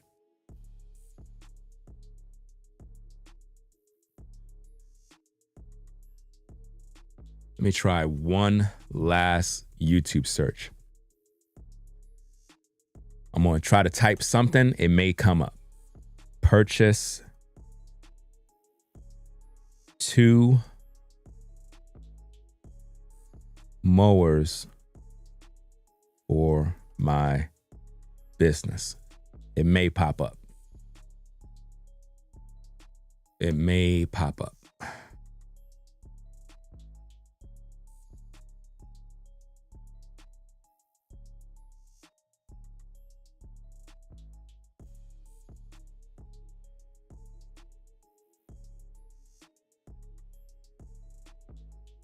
Still haven't seen nothing.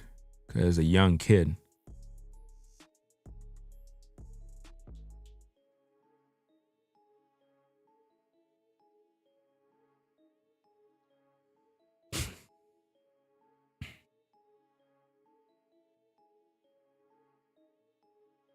This it?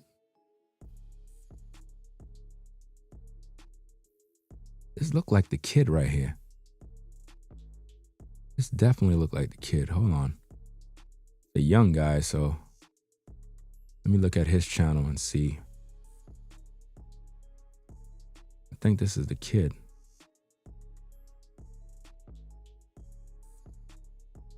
Nah. Is it him?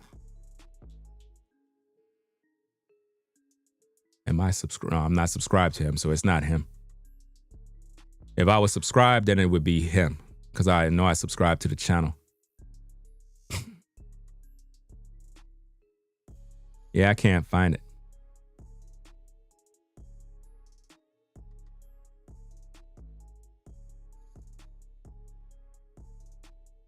It's so much confusion on social media because people give you bad reviews of mowers that are actually good.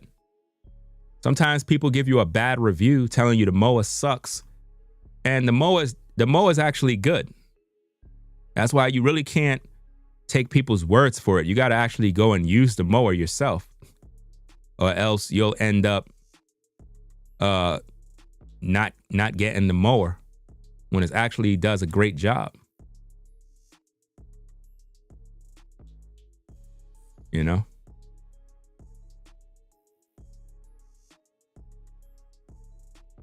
Yeah. All right, guys. So I'm gonna get up on out of here, man. I've been here too long. You know, I've been here too long. But we'll talk later on. I got to do another video about some other stuff and whatnot. Appreciate everybody stopping by, you know, supporting the show, doing what y'all got to do. It is what it is, right?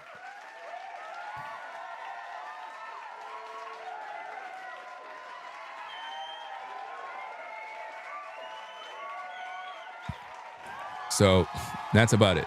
I'm going to get up on out of here. Y'all take care. Peace and blessings to the mods in the chat. Y'all drive safe. Have a blessed day. If you like my content, be sure to subscribe to the channel. Double tap the screen to give it a thumbs up. Hit the notification bell so you can be notified when I go live or upload a video. And that's about it. Y'all take care. We already talked about the topic. So if you came into the building wondering what we talking about, why we talking about mowers, it's the end of the show. I've been here for a minute talking. We've been on for 3 hours and change. We already talked about the story already. Watch the video from the beginning and you'll get the gist of what's going on. So y'all take care. Peace and blessings. I'm out of here. Peace. We out. If you like our content, consider supporting via Cash App at $Ringo TV Raw. Become a patron on patreon.com for exclusive video content not shown on YouTube. You could also support through PayPal at paypal.me/RingoTVRaw. Subscribe to our YouTube channel and click the bell to be notified of new content. Follow me on Instagram at RingoTVRaw. This is Ringo TV Reactions. Come on now, the dog. only channel Come on, YouTube man. bringing you the truth, 100% raw and uncut. I'm out. Peace.